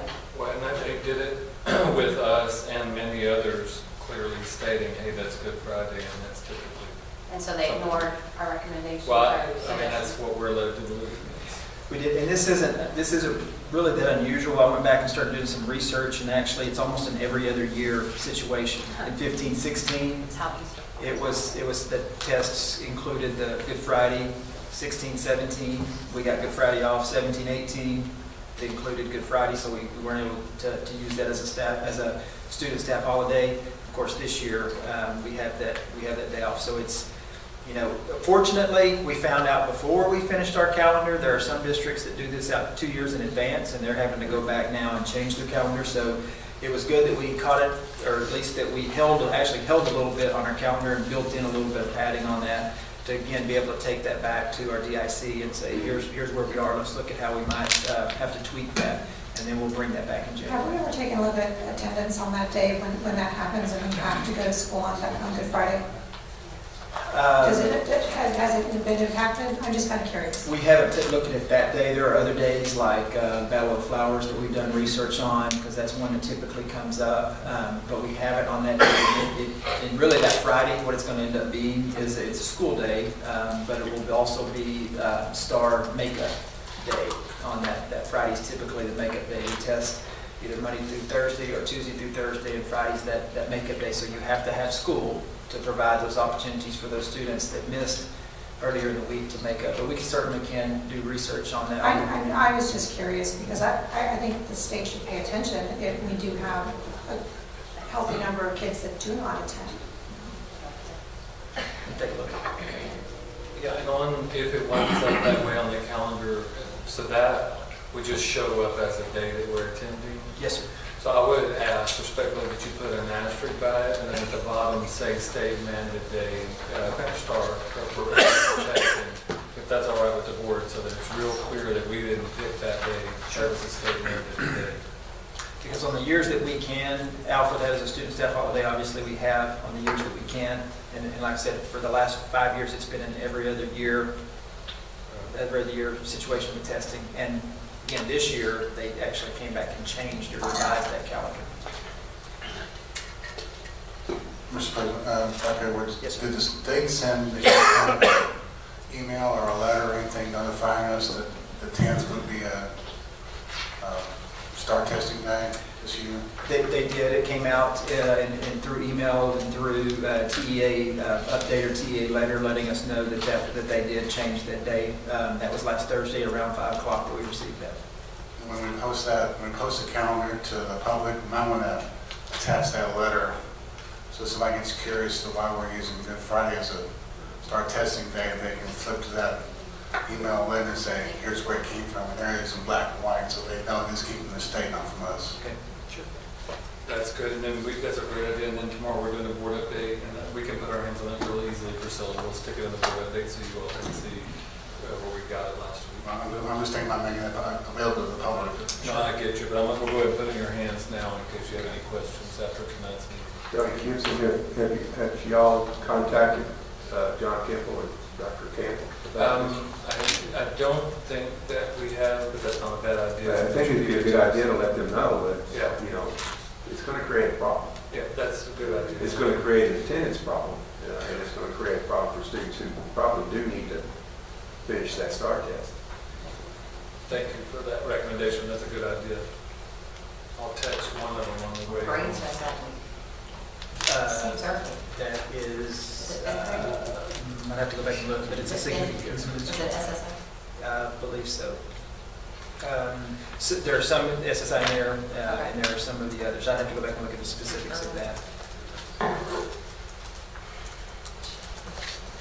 Any further questions about the 2019-2020 proposed draft calendars?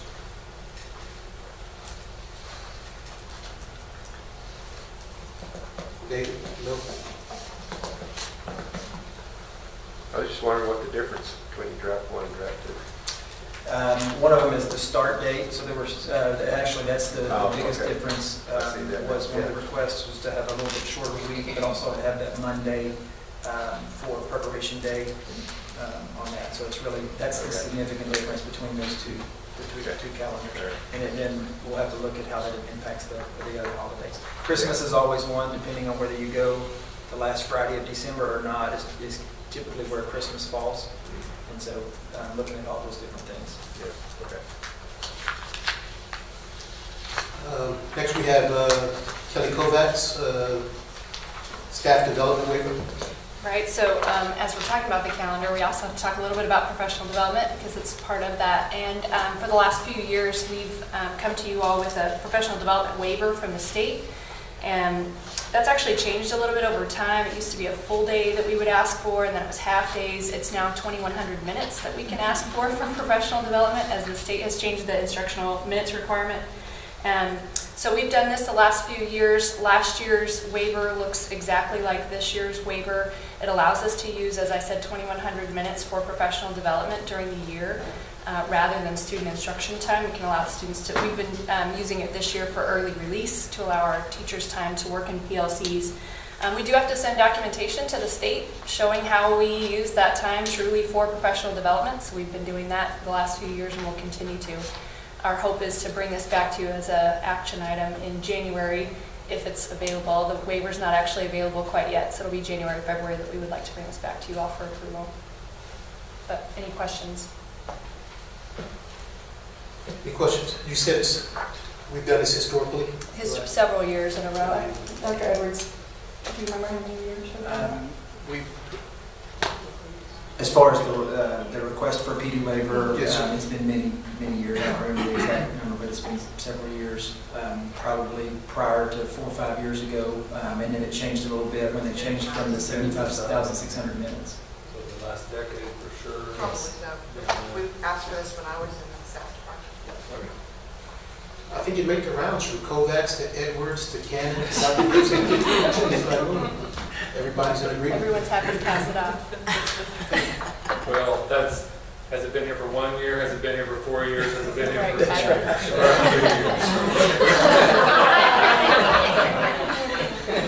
with love. Yeah. With kindness. I hope. Next we have. Okay. Next there's a sort of a discussion item presented by me. There was a request from a board member for a modification of local district update for BBG local, board members' compensation and expenses.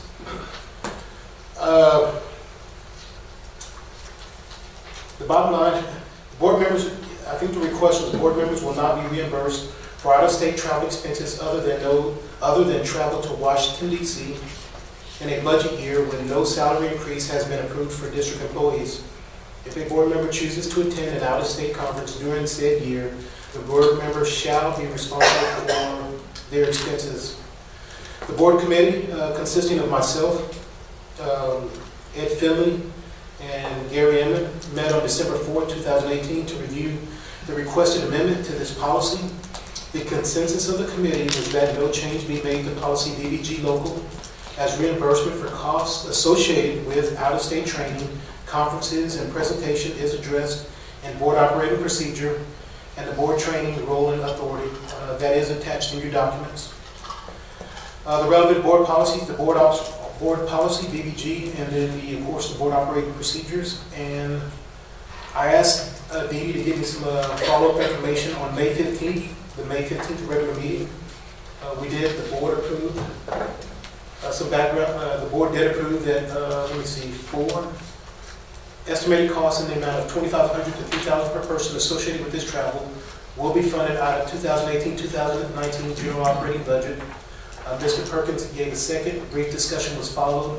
Mr. Westbrook called for a vote, and the motion carried. The vote was 6-0. Everybody present voted for that one to set money aside, and I think that was the general reason. We decided to make no changes as a committee, however. Does anybody have any discussion or any concerns? Well, yeah, since I'm the board member who asked for this policy change, I do have a concern.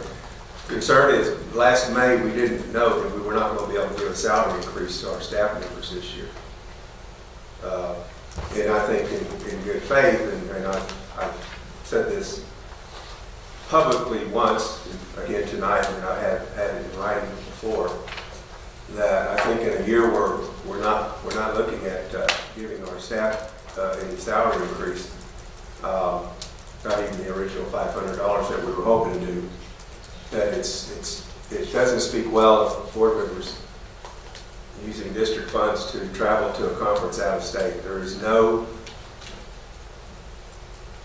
training at that conference that is required, as it is at the in-state training that we have with TASB. It probably looks good that our district is represented there, but in the scheme of things, the national organization, I don't think it makes this year makes sense for us to be doing that. I would say that in a good year where all things being equal and we have the budget to pass along a salary increase to our staff, whatever it would be, $500 or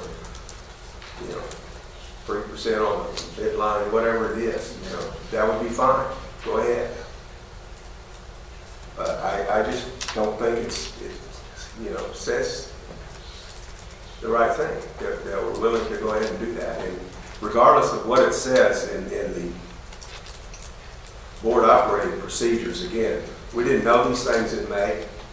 This is a different year, as outlined by many things we're seeing here, with the calendar, with STAR testing, with things that the state is doing, that TEA is doing.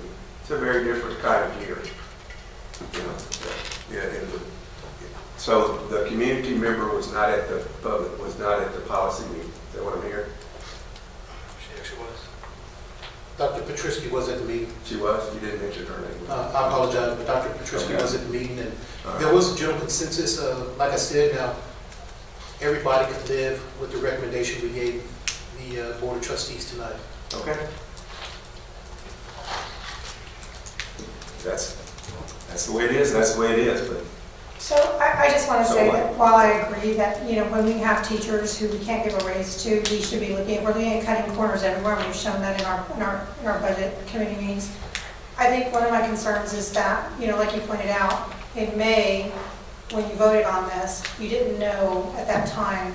So if we put this in there, we don't, I'm just saying at the time that we cycle this through for a vote, we're not going to know whether there's, until we take a hard look at the budget, whether there will be an increase for the teachers. So I don't know what the answer to that is. But I do believe that yes, you know, when we can't give the teachers a raise or an increase of any sorts, we need to be looking at cutting our budget as well.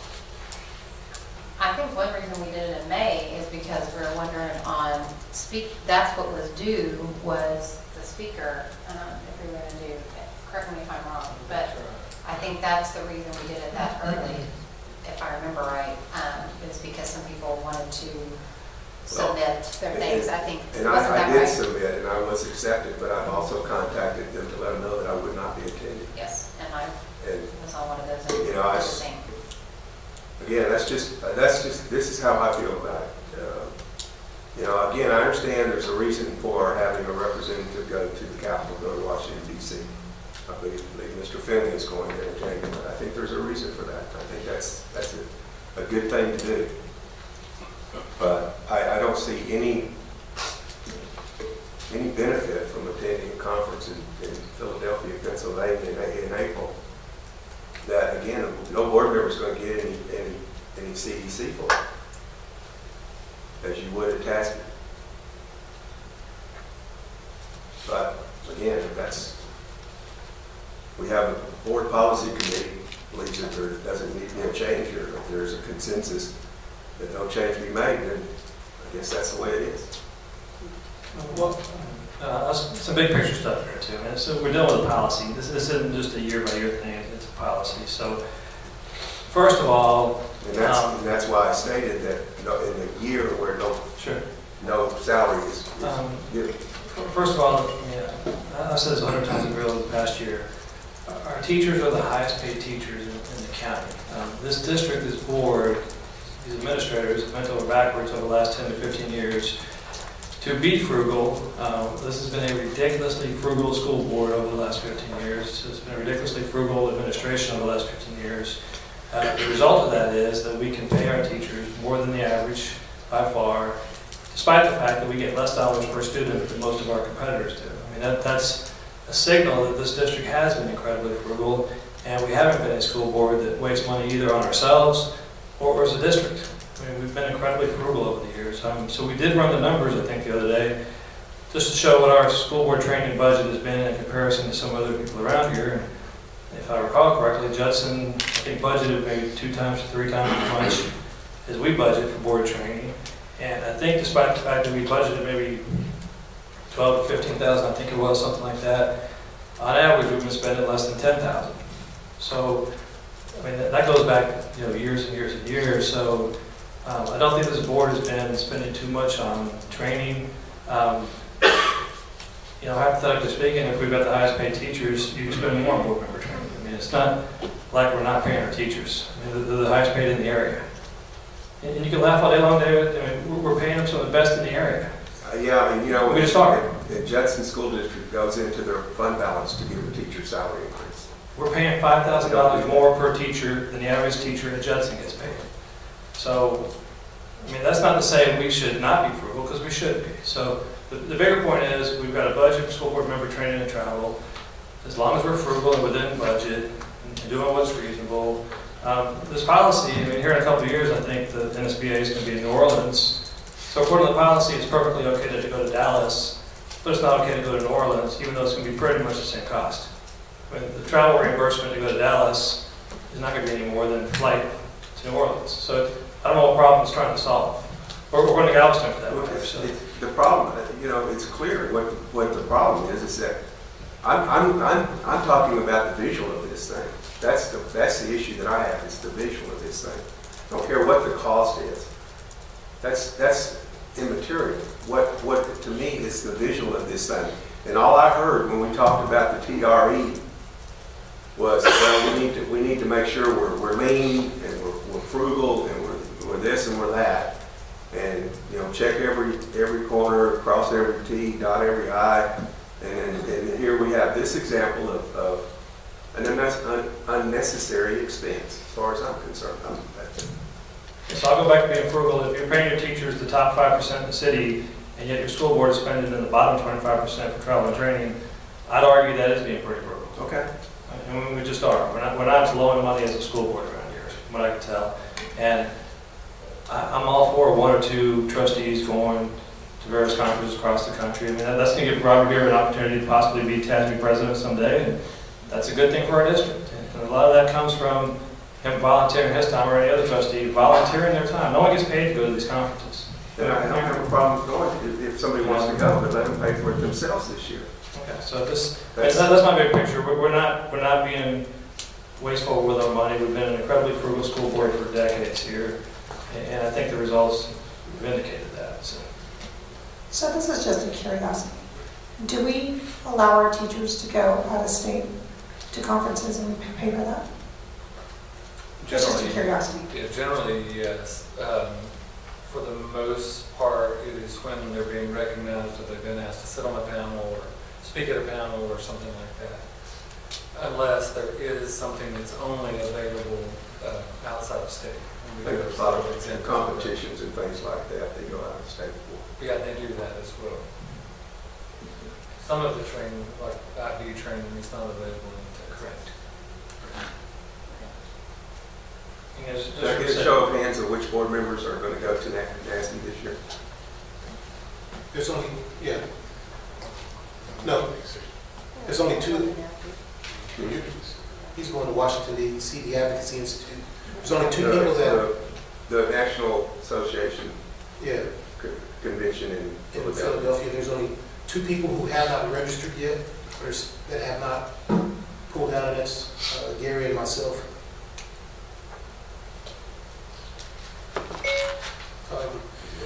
I will say it was a recommendation. It is a discussion item. So if I'm hearing some desire to maybe bring it back as an action item next month. However, I'll bring it back, but I'm not sure. I don't want to waste the board's time on this. If it's not going anywhere, it's not going anywhere. And obviously, the policy committee doesn't feel it needs to be a change. So I don't think that waiting a month and having an action item is going to change anything.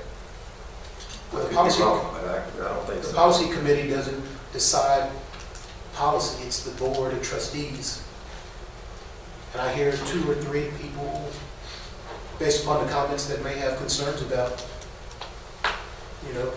about board members traveling. So I just don't know if this wording is the wording we need, or if we need to have a bigger discussion. Some boards, for example, do set aside a budget. Dee, or how much do you allot or set aside or page for board travel per year? Roughly. That account is $18,000 total. $18,000 total for a board year. So It has not varied that much. it hasn't varied that much over the last 4 or 5 years. And there's a larger discussion. Some school boards actually allot every trustee a set amount, whether it's $2,000, $3,000, $4,000, $5,000 a year. That might help resolve some of these issues, in which case any board member can travel to Alaska if they chose to do so, or they can just stay in Austin. It's part of a bigger discussion, and I'm not sure if this is going to solve it, if this language would solve it, but... Just not to throw a monkey or a wrench in this whole thing, but I mean, in that light of that, I mean, there are districts that, because I've seen this happen, somebody who literally chooses not to run again for the school board in May, or in our case, November, and yet they go to NSBA in April. I mean, I think we'd all agree that's a massive waste of money, because you're not even going to be on the school board come May. But I think you can put some policies in place to kind of prevent situations like that. But I'm just, again, so Dee, you just said we budget $18,000 a year, which is a lot less than most districts even budget. But then, aside from that, we spend about 10. I mean, half of what we budget, which is already less than everybody else around us, which I think historically is a pretty good indicator that this school board does care about the appearance of frugality and not spending money on travel and training.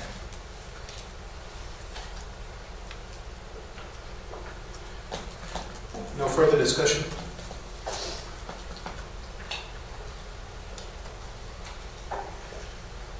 can we have Matt Rivera for the discussion for the procurement of goods and services presented by Matt Rivera? Mr. President, members of the board, and Dr. Gibson, we have two solicitations that will be issuing soon. One is the supplemental LSSP and educational diagnostic services, and the second is the Clemens Band Hall renovation addition package.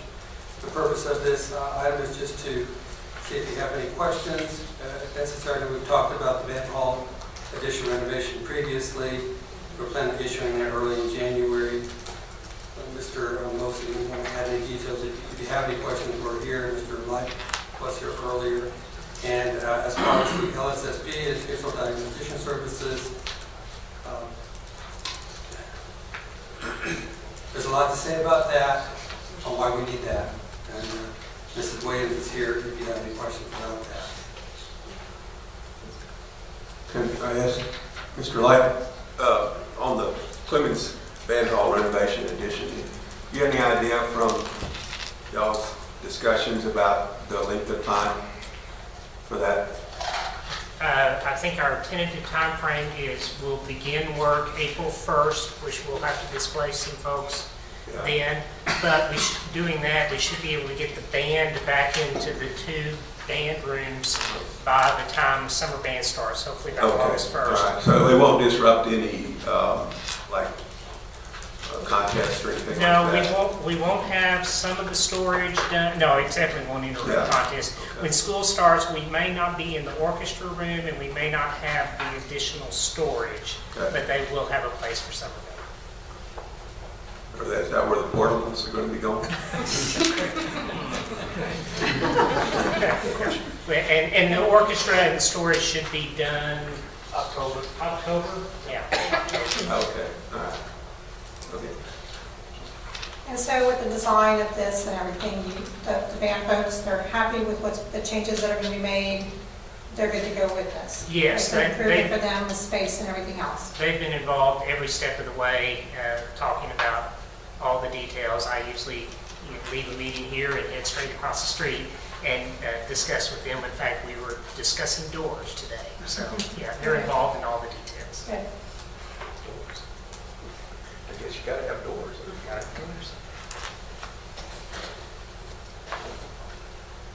Any further discussion?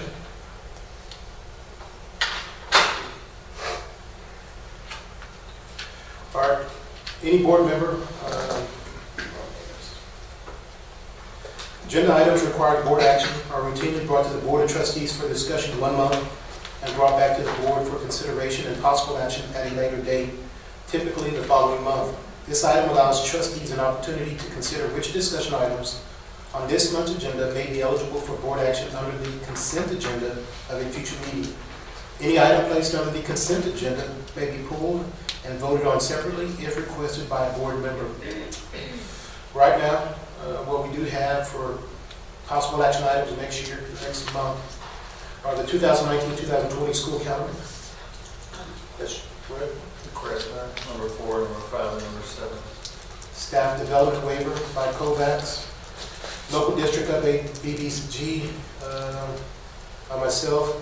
Solicitation for supplemental licensed specialists in school psychology or education's diagnosis services.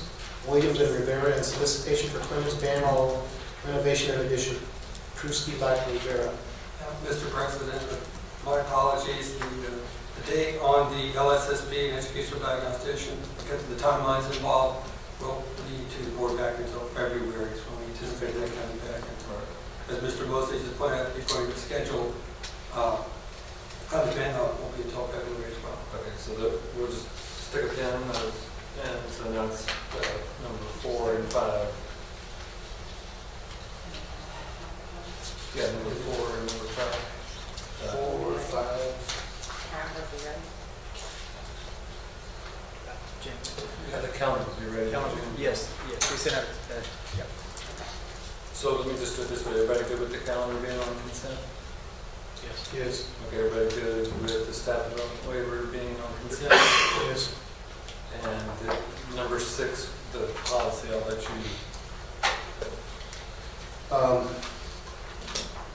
I'm looking for consensus. I would sort of like to pull DDG, I think it's part of a larger discussion. I really do about board travel. I don't think that's ready for a vote. Yeah, I would suggest that it be pulled, but as an item, the action item, instead of being in consensus. So we'll pull the DDG local. If it's going to be an item at all, I mean, that's totally up to you. Do you mind conferring with Mr. Peterson offline? Or Yeah, that's- bring it back where we want? It's Pivotal, Emmett, and myself. It's a bigger issue. It really is. So that's just part and parcel. We'll put and we'll deal with it. Yeah, as long as the three of you are talking about it, that's fine. Just don't bring a fourth, of course, into the conversation. And then just let us know and we'll be happy to post. Sounds good. Okay. All right, thank you.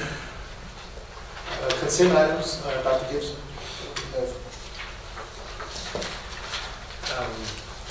Yes, you have the consent items in front of you. Follow the same process as last year. And see to entertain a motion.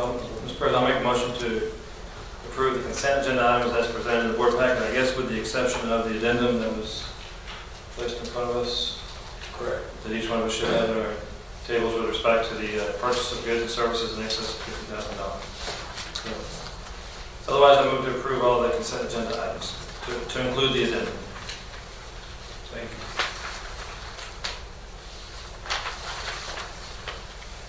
Second. We have a motion and a second. Any discussion?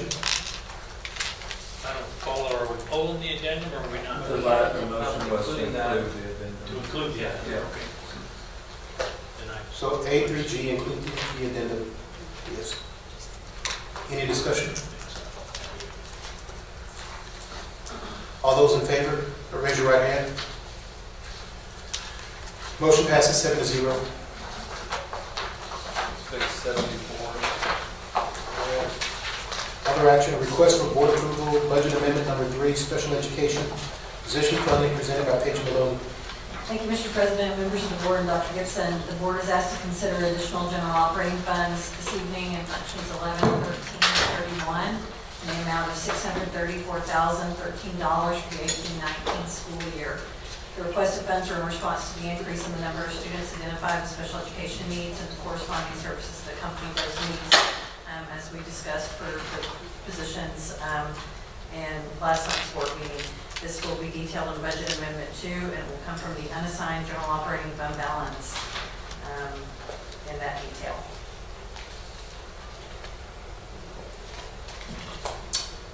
Any questions? Can I get a motion? I move the board of trustees approve budget amendment number 2 as presented. Second. We have a motion and a second. Any discussion? Hey, 2 or 3? It says 2 here, it says 3 here. 3 positions? So we can- Oh, no, the budget amendment. It's number 3. It's This 3. one? Okay, so if you... All right, let me do it. I don't know. That's for budget amendment.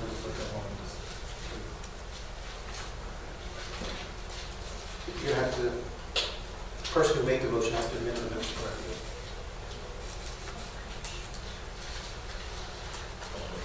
Yes, Okay, so number 3. it's 3. Okay. Mr. President, I amend the motion to change it to budget amendment number 3 as presented.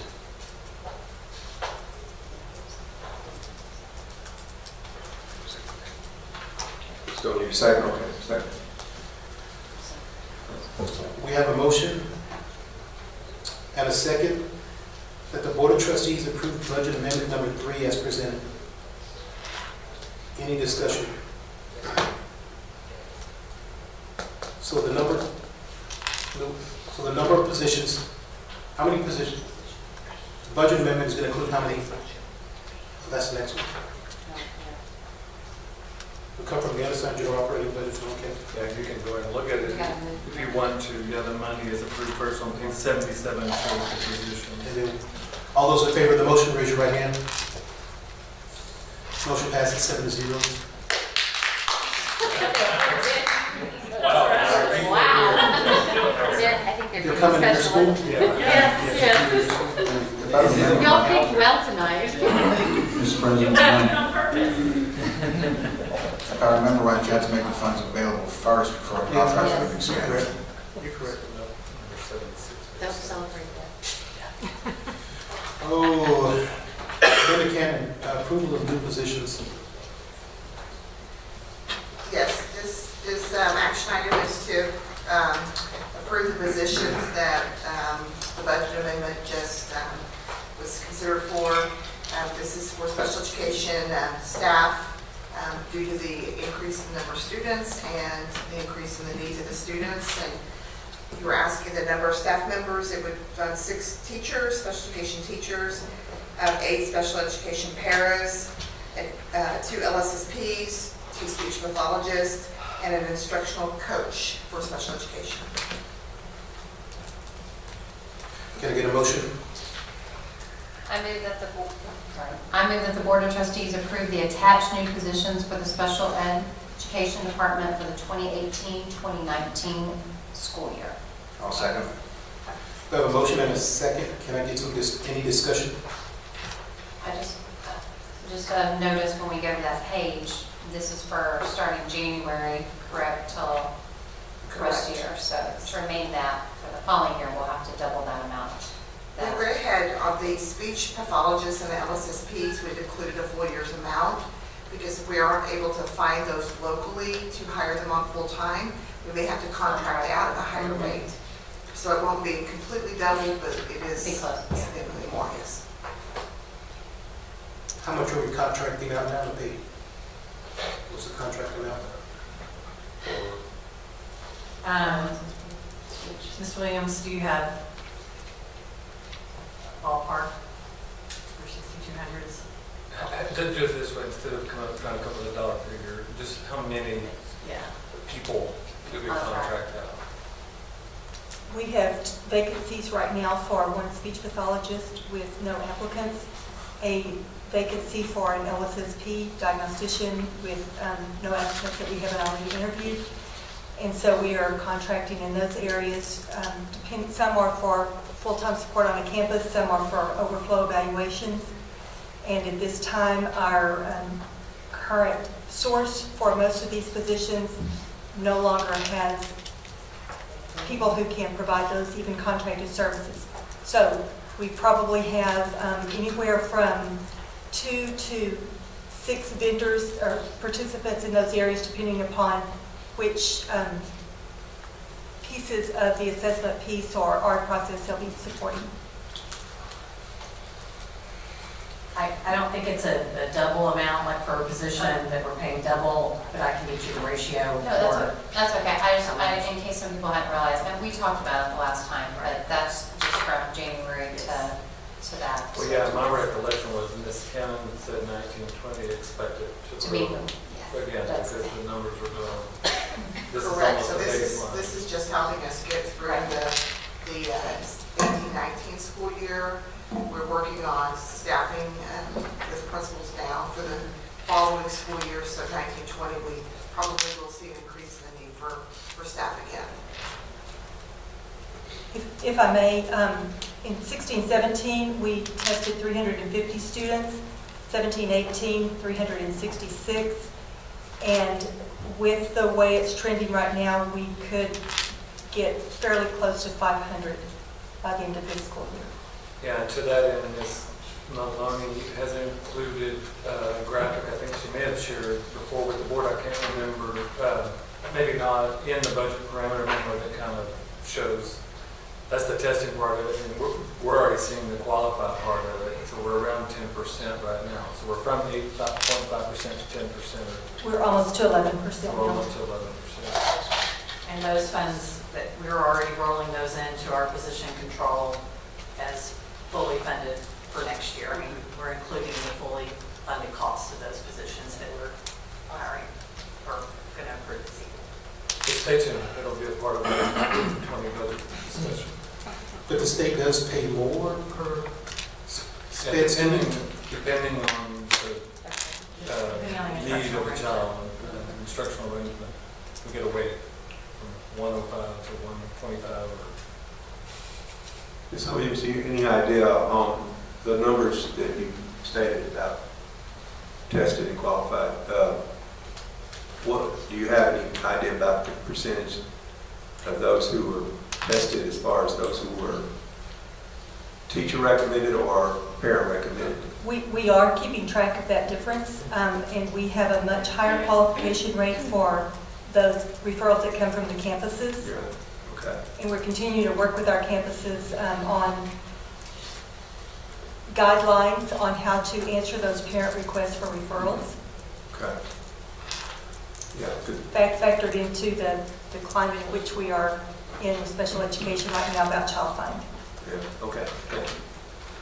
And Mr. Westbrook, to your question a minute ago, we are projecting right now about 1.4 million more in revenue due to the increase in the enrollment that we budgeted were higher than what we budgeted on for total enrollment, and this increase in special education is responsible for the bulk of that 1.4 million. Okay, so tell me this. So we're sort of short-handed already. You see that we're contracting out with somewhere between, would you say 6 or 9 organizations? For our LSSP and DIAG work, it's with one organization right now. We do have more vendors for speech. Okay, so long story short, there's 19 positions. How do we fill those if we're already short-handed, or how do we train them up? What'd you say? Well, it's mainly those two. Just mainly those two. Two, the LSS, well, actually 4. The right? ones that are the most difficult to find right now are for the LSSPs and diagnosticians. Okay, so those 4. So We are researching every option that we have for private vendors and contractors, going through our process with Mr. Rivera. And we also are working with, through a grant that TEA has just released. Hopefully we'll be approved for that, and that will open up another pocket of potential vendors through that. We are just very, very short in that area across the state. We need to encourage people to go into that field. Quickly. yes, Or move from another state and get certified here.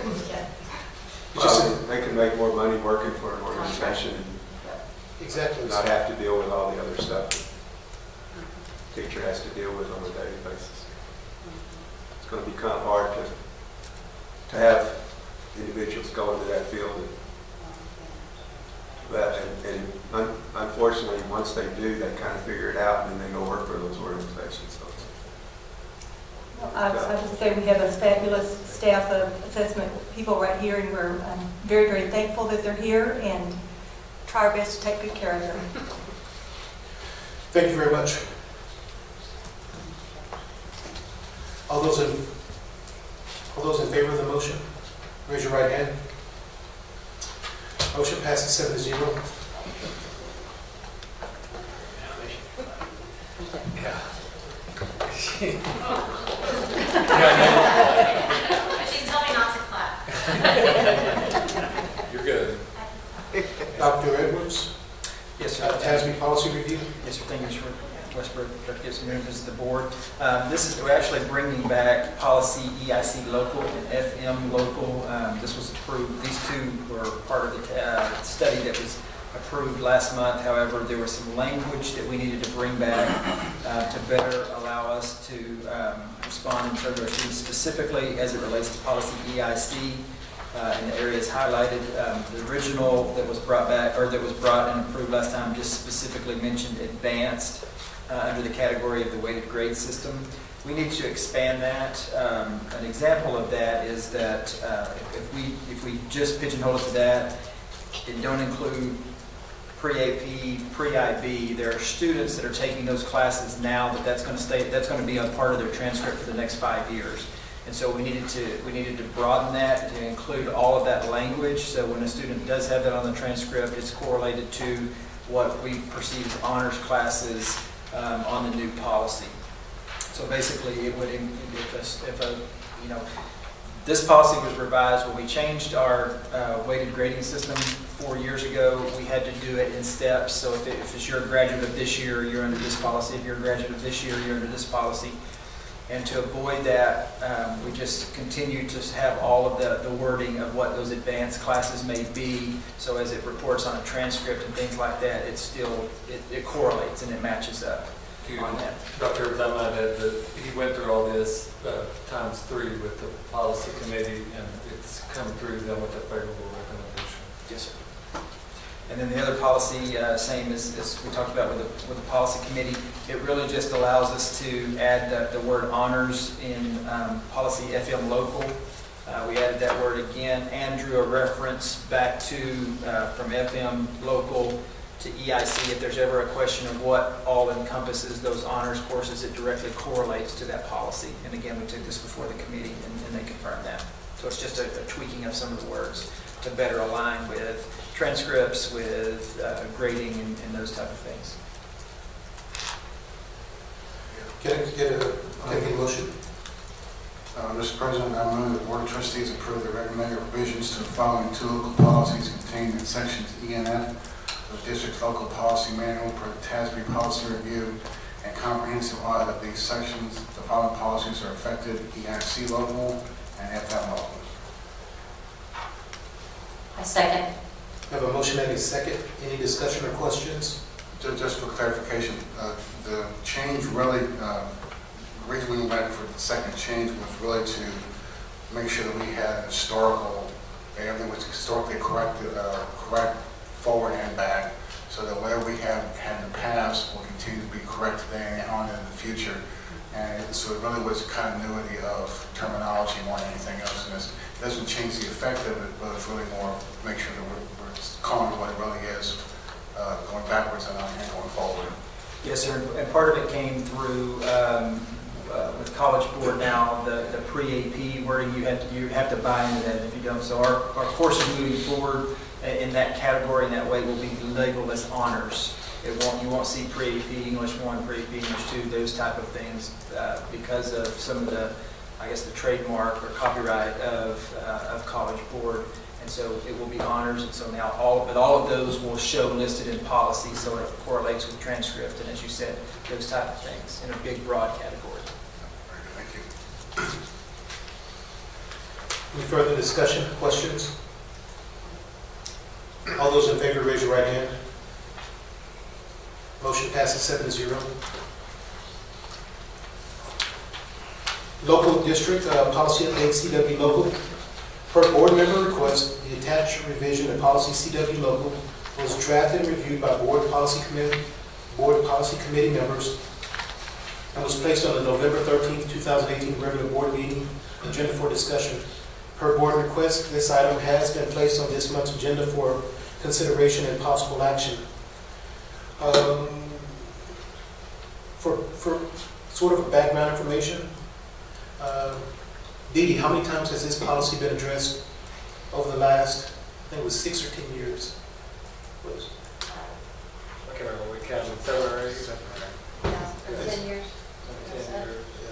I think it was 6 or 7 in the last 2 years. Yeah, it was every year and a half, this policy seems to be addressed. It's never satisfactory, but I would like to draw everybody's attention to page 85 and 86, and I think you will find the amended wording that the policy committee consisting of myself, Gary Inman, Ed Finley, and Dr. Irene Petrisky sort of came to a consensus about. Nobody thought it was perfect, but we thought it addressed our needs at this time.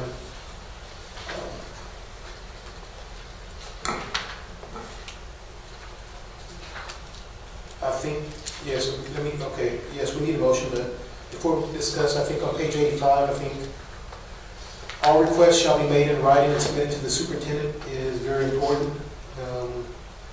I think that's a key issue. And that from this point forward on the 86, at least if this is passed, the board president shall form a committee to work with the superintendent to review the submitted request and or generate a list of names that shall be submitted to the full board for consideration and possible action. The committee shall consist of 3 trustees assigned by the board president and 7 community members.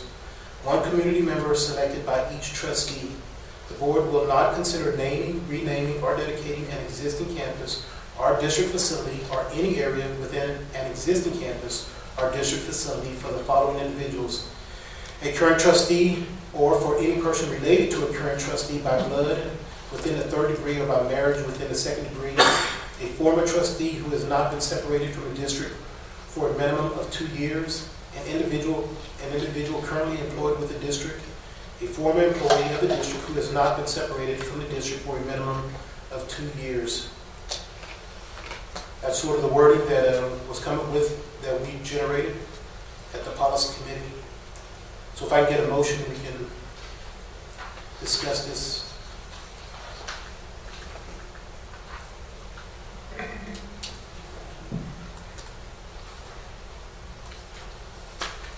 Page 83.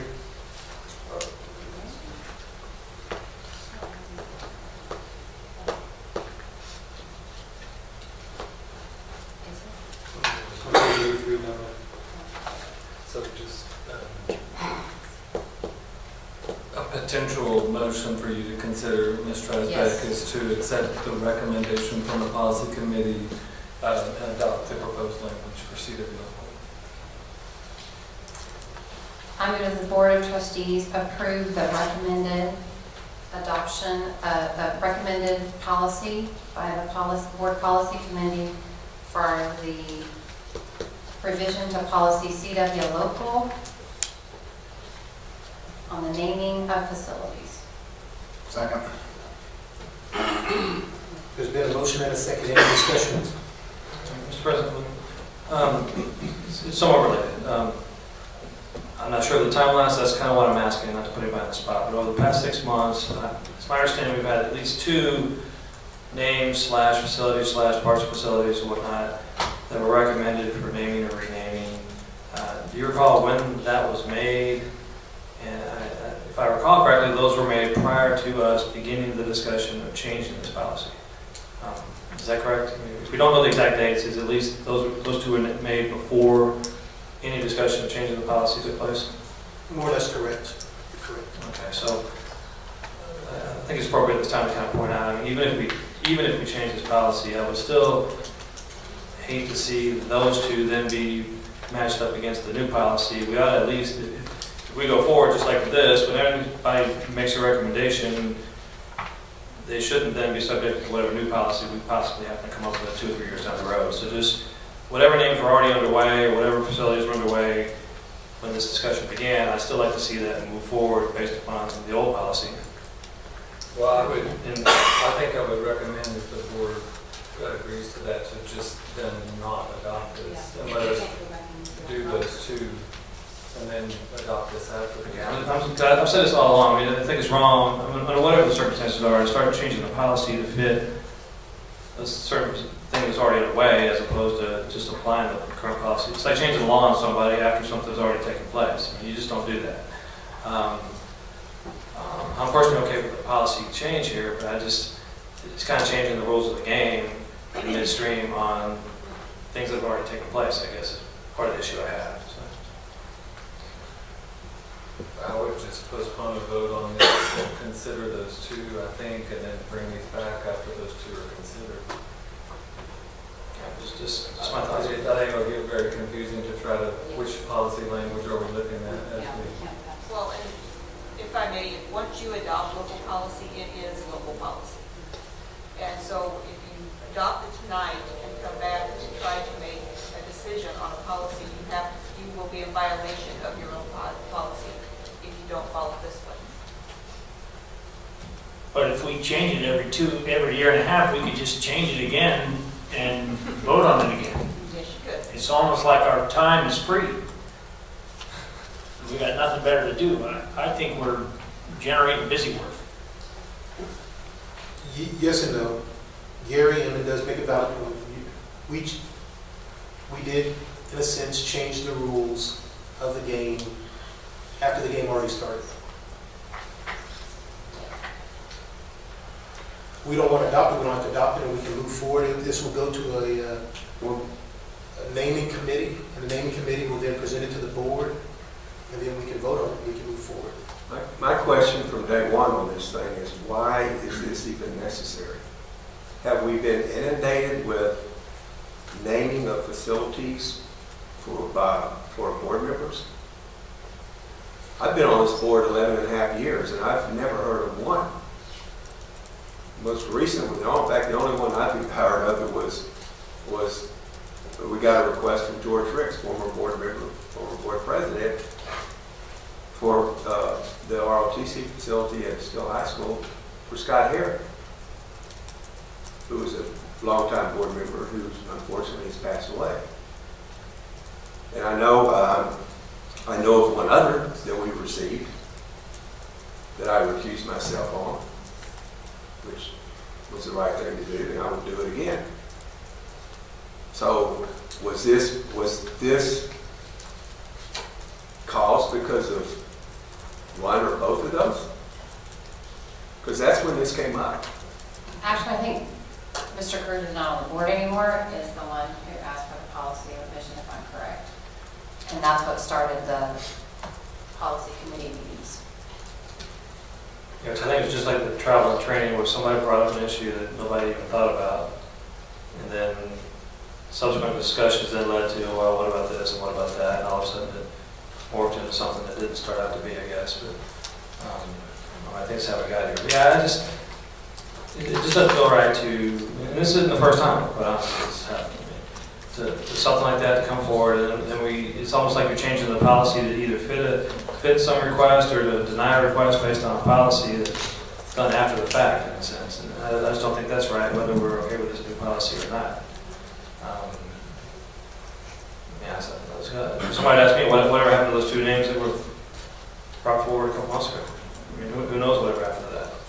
So that's something we got to deal with instead of just changing the policy on somebody. I know one name that was brought up at the beginning of last school year that has not been acted on. Okay. So and again, I'm saying more than I should say, but I have to say something. I can't sit by and let something like that happen and not say something. Because up or down, yes or no, if something needs to happen, again, and as I pointed out, to me, this is like we're hiding behind a policy instead of stepping up, taking a vote, out here in the open, transparent. We're trying to hide behind a policy now. This is, to me, it's wrong. And I would just, where else would this policy be found? What other school district would have a policy similar to this? I know Northside doesn't, and I know Northeast doesn't. Northeast has something similar. I mean, we It's took not a in lot the of, policy book, because I have it right here. no, specifically to what? Like a lot of our Naming boards, facilities. the naming of facilities? Yeah, they basically, because they spell out, because I had wondered where we got the whole idea of naming things after, like, Texas history, and NEISD's is very, so is Well, I Northside. looked at CW local for Northeast and for Northside, and I don't see it. I'll find it. There's are specific as far as who, the high schools be named after this, and Right. the junior highs and the elementaries and that sort of thing. Right. So But then- there's CW local, I didn't see it. Oh. I'm certainly willing to say I could be wrong, I missed it, but I didn't see it. Because I was just curious as to where Because else. would this be Northside's found. is very specific. They actually Yes. have essay contests to name their schools. Yeah, and their Northside, their high schools are typically named after former Supreme Court justices.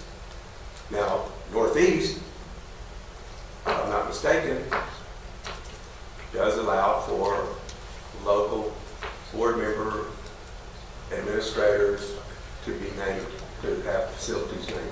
That's not a specific I remember. I honestly, I don't remember that. I do remember looking at their stuff, but I don't remember that. But I don't recall anything about,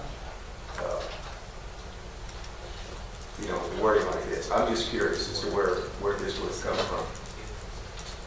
So, I mean, those of you on the policy committee had to come from somewhere.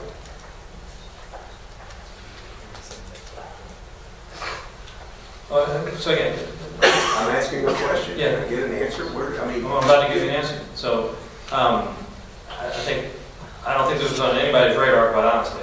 Certainly wasn't on mine or anybody on the policy committee. Now former trustee, I think, brought it up, if I recall correctly. And I think his primary point was to add language saying that you can't name somebody, name it after somebody unless they're deceased. Y'all can agree or disagree, I think that was basically what started this, right? Yes. That was that one individual trustee. Again, I don't think anybody was worried about this whatsoever until then. And I think the discussion became, well, heck, that's a little bit too restrictive. I mean, I think that's kind of going a little bit too far. But, you know, maybe we can live with, you just can't name it after a sitting trustee or a city employee or a family member of a trustee or something like that. Kind of as a compromise or more what I think was perceived to be a reasonable restriction, because, you know, you have to be deceased before you have a facility named after you. Seemed a little bit too over the top. But I think that's how it morphed into something else that I thought, at least everyone in the policy committee thought was halfway reasonable. That you just, by policy, you're just not going to name a facility after a trustee or an employee. And I think in so many words, that's basically what the new policy says. So I don't think anybody has a hard problem with it. I mean, is anybody sitting here that thinks we should name a facility after a trustee or an employee? I mean, if not, then I don't see what's wrong with the policy. Because that's really the only changes we made. All right? Well, we go back to changing the rules, and because we essentially changed the rules, and there was some, the sausage was being made. I would like to sort of see if there was a motion, if I can get a motion to postpone definitely the motion that's on the floor. I move that we postpone the motion that is currently on the floor and delay it for a later meeting. I second. According to Robert's Rules of Order, postpone definitely requires a second. It's debatable, yes, amendable, but a vote is required and may reconsider. So to give this some content, okay, I mean, I guess it's not part of the motion, but so we would postpone it until after we resolve whatever names, facilities that have already been underway, or official requests have been made in compliance with whatever policy is currently in place. Resolve those appropriately, and then bring back whatever recommendation we just then made. Yes. According to Robert's Rules of Order, to subsidiary motion, which is to postpone definitely, used to put off the main motion to a later time that is defined. This motion allows the board to consider the main motion later within the same meeting, or to table it, in quotes, table it for a later meeting. If passed, the time of consideration must be defined by placing the issue on the agenda. And so that's sort of where we're at right now. Yeah, so in this case, as Mr. Freeman just summarized, it would be after the other two. So the timetable is after the other two are considered. Should that be part of the motion? Specify that after the current two that are in the hopper have been disposed of, this item will come back. I think it's fine to do that. We can make the motion reflect that. But it would be postponed, this item would be postponed definitely until the other two items. Now you can do that, or you can just say 9 days. If we can't get it done in 9 days, then that may be less squishy. 90 days sounds good. Okay, so we'll, do you have that with the motion that we'll have 90 days, postpone definitely for 90 days? Yeah. Okay. So was there a second on that? What's the second? Okay. All right. Was it vote on it? Amy's going to have to amend her. I amend my motion to include that we will bring this back in 90 days, within 90 days. And I second the amended motion. Dee, can you read what the I can't read it right now. We'll listen to the tape. Well, since you have an amendment to the original motion, you have to vote on the amendment and then vote on the original motion. Yes. Correct. Yeah, so the summary of it is postponed definitely for 90 days. Exactly. So call or vote on that? Yeah. On the amended motion? We have a motion and a second. Any discussion? All those in favor, raise your right hand. What are we voting on? The amended motion. To amend the motion to table this policy until For 90 days. All right. All those in favor, raise your right hand. Motion passes 7-0. Go back to the original motion. We need a parliamentarian. Letitia. I'm just joking. The board approved the amendment to the original motion, so the original motion is basically what I just said. Yes. So that's what you're voting on now officially, to definitely postpone definitely for 90 days this action. Just voted on the 90 days. Now we're voting on the action. Right. So now we're voting on the primary motion. To take away this for 90. Right, with the motion on the floor now would be to postpone indefinitely, and because we have approved and amended the motion, the indefinitely becomes 90 days, but you still have to approve the original motion. We can call for a vote. All those in favor, raise your right hand. Motion passes 7-0. You said, so again, even though we didn't put it in the motion, the intent and purpose is so that we can bring the other two items back before us at some point prior to the 90 days. Correct. So we're just accepting that as the request came out and be placed on the agenda. I don't think it needs to be part of the minutes related to it. And so, a resulting action means in the next 90 days, the policy committee, the naming committee must meet. Correct. On two names. My understanding, there's two requests out there right now. Yes. Georgia Ricks for Scott Herring. Correct. And then there is Still staff from Mary Pivito to rename a street in front of the school. Correct. So, Priscilla, I guess we'll let the staff handle that one, but I guess my next question is, though, we need a naming committee. The original naming committee was Jerry. Yeah, named him. Are there any volunteers that would prefer to serve on that? We have two names. We need a naming committee. Do it again. Jerry Perkins, and we probably need three. I don't know if we can have maybe somebody from the CAC. Ask. Yeah. Probably a couple. I think that's a good idea. Jerry. Any other board member? Oh, yeah. Sure. Amy Drosbeck and Jerry Perkins from the board. And then Dr. Gibson will try to find somebody, or Letitia will find somebody from the CAC, Community Advisory. So it's just Jerry and Amy? Unless anybody else wants to be on there, except the three. I'm happy. You happy to do it? Okay. Letitia, sorry, I didn't mean to overlook. I was, you know, you diving in the big end, okay. Deep end, diving in the deep end. Letitia, So Jerry. where are you getting this committee from? The what? From some of the community, Is that in the old policy? That's what I'm looking at. Yes, I think in the old policy, the board president could I think you have the discretion to have name. discretion to have a naming policy. In the old policy, I asked for volunteers originally, and Jerry Perkins and Amy Drosbeck volunteered. And the third person, I think it was just those two, I don't even think Dr. Patrisky. But now I'm asking for volunteers, and then we'll have a fourth sort of civilian input, somebody from the CAC. I'm just looking at it, I don't see that, that's in the old policy, or the policy as is today? The policy before, when this all started, was the board president Okay. had the ability, the discretion to name a naming committee, committee members. Yeah, you're right, Mr. Chairman, it's not in policy CWO, but the board president does have the authority. So he chose the last time under the authority to name a committee to help vet the names of the officials. All right, what's next on the agenda? We had next I'm question. glad I was chapter president of FFA for Breckenridge ISD for 3 years in a row. Kept my Robert's rules. Oh, is that yours? So you have President Westbrook president? No, He just had to lift that up. This portion of the meeting, let's go back. The board will now adjourn into closed session pursuant to the following sections of the Texas Open Meetings Act, Texas Government Code Section 551.074, authorization to deliberate the appointment, employment, evaluation, reassignment duties, discipline, or dismissal of a public officer or employee, or to hear a complaint or charge against an officer or employee.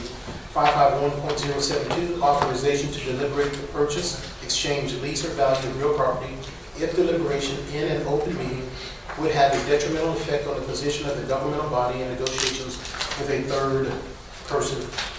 Time's 9:35. We're in closed session. And we have about 25 minutes, yeah, it's 8:35, and we have about 25 minutes once we all get in the room, I would estimate.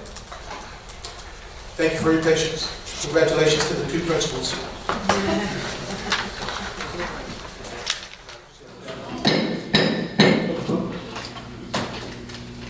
Board of Trustees has reconvened into open session for action relative to items considered during closed session. The board may consider and take action on any of the following items. Do we have a request for board action employment of contractual personnel presented by Linda Cannon? Yes, the positions on the employment list as provided in closed session are replacing positions for the 18-19 school year and funded from the 18-19 general operating budget. I move that the Board of Yes, motion, I'm sorry. No, that's okay. I move that the Board of Trustees approve the employment list as presented of contractual personnel for the 2018-2019 school year. Second. We have a motion and a second. Any discussion? All those in favor, raise your right hand. Motion passes 7-0. Request for board action, purchase of real property, Matt Rivera.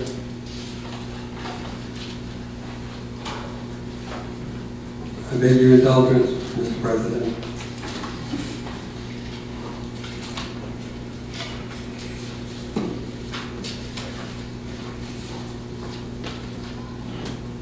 Due to the district growth, the administration is seeking possible future campus sites to meet our future needs. We have located a 30-acre site within the district forecasted for future growth based on demographic reports and local information. We brought this and discussed this with the board previously. This action will take us through to our closing date scheduled at the end of January, should the board approve it.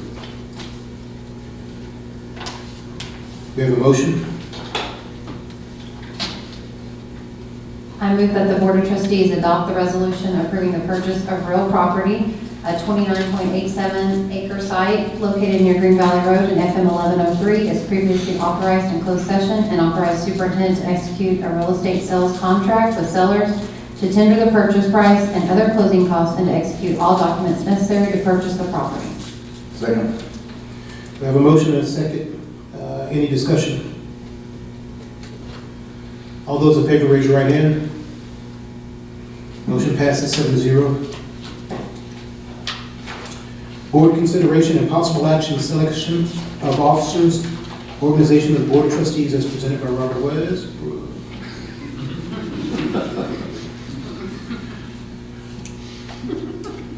So,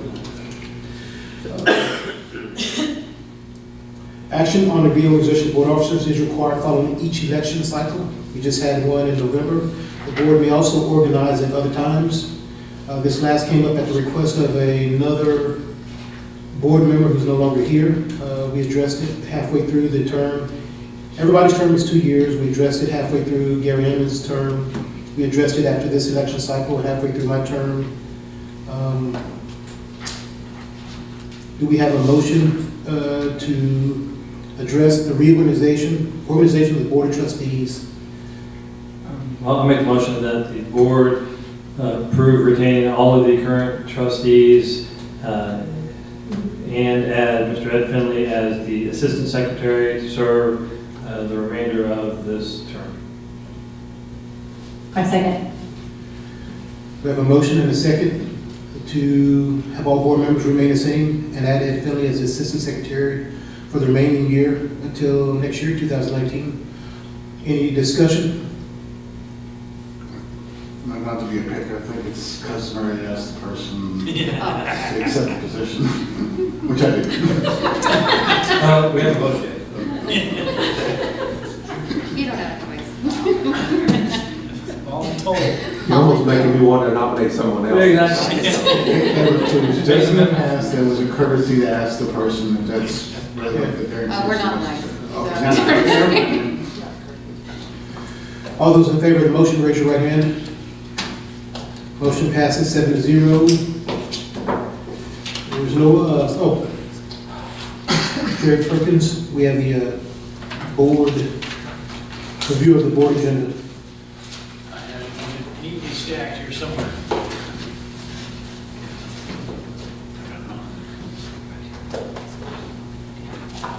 Oh, I got it. I opened it on my. Thank you, Priscilla. I like your shoes, Priscilla. Those are the ones you wear. I just took them off. Okay, we've got, coming up next month, we have our standard Tri-County Chamber Luncheon, Northeast Partnership Luncheon, the Chamber of Schertz-Cibolo-Universal Luncheon. We've also got an NSBA Advocate Institute that Ed Finley will be attending, and we've got a TASB XG Summit, January 10th and 11th in Austin. Don't we also have a board meeting on January 13th for our demographic study? Is that what we do? But it's Right. not, Well- it's not a board meeting. Okay, so I'll describe it a little bit. So who was attending that? From December, who was? From going to be- December. What's that, Y'all Mr. remember? Perkins, Seeger, and Mr. Westbrook. Okay, so if y'all have on your calendar for January 10th, is that right, 10th? Yes. It's on a Thursday. Right, and that was, what time is that? Remind me. 6 p.m. Yes, 6 p.m. That's good, because we've got the Northeast Partnership luncheon the same day. Yeah, so 3 of us showed up, so there wouldn't be a quorum. Every 3 months, once a quarter, correct? Something to that effect? The combined, the CCAC, okay. Yeah. There's, the other one is PTC, but after talking to Amy drives back, we just started reporting that board members show up at the combined and any other, especially the PTC with Paige Maloney. How often is that? That one's every quarter. It's every quarter. Every And quarter. we are going to combine, we had done elementary and secondary separate, but with feedback from both groups, we're going to do those together, so. So it's just a matter of. At 6. At 6? Oh, because of. Yeah, I remember. Amy and I thought it would have been important that at least 1 or 2 board members, maybe 3, show up at the very least and sort of say thank you. So even if I'm not, it's not mandated by me, and I don't always have to show up, but whoever does show up, if me or Amy doesn't, or if Amy wants to, just sort of give a thank you and give like a little speech or hoorah, thanks for all the hard work they're doing. And that's basically about showing up for. The next one's in February, so we'll get that to you. Exactly, so whoever wants to show up, and if Amy's not working, she's in a guard now.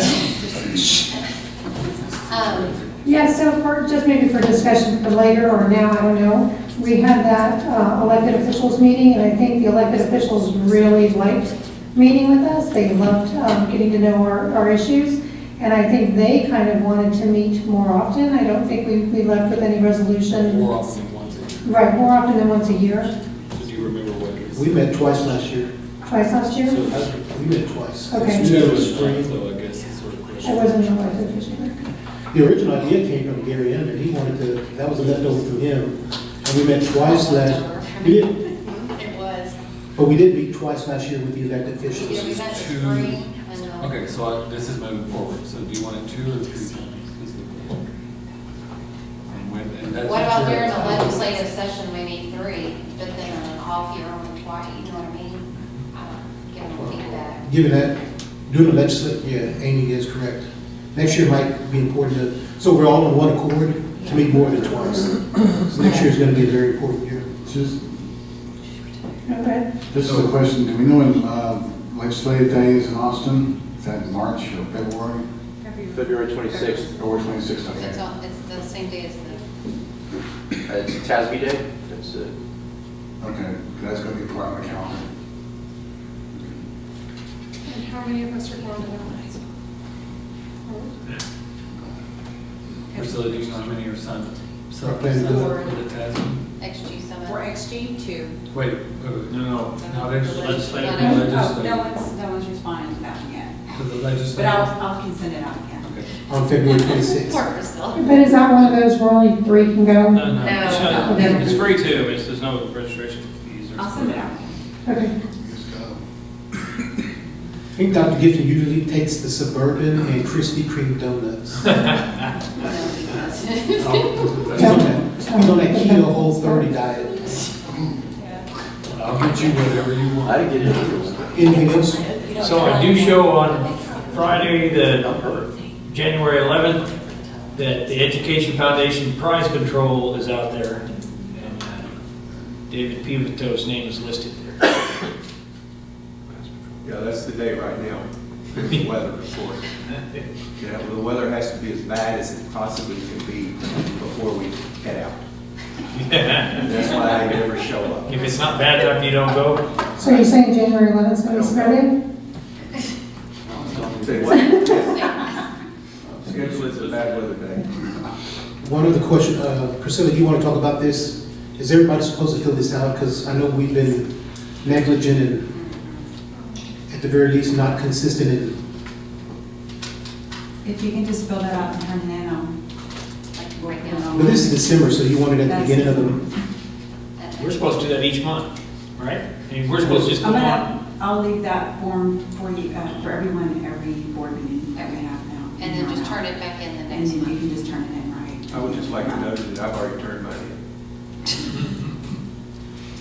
I need a reminder of that. Okay. Anything more? If there's nothing more, you can get a motion to adjourn and get out of here. Motion to adjourn, 9:29. Thank you.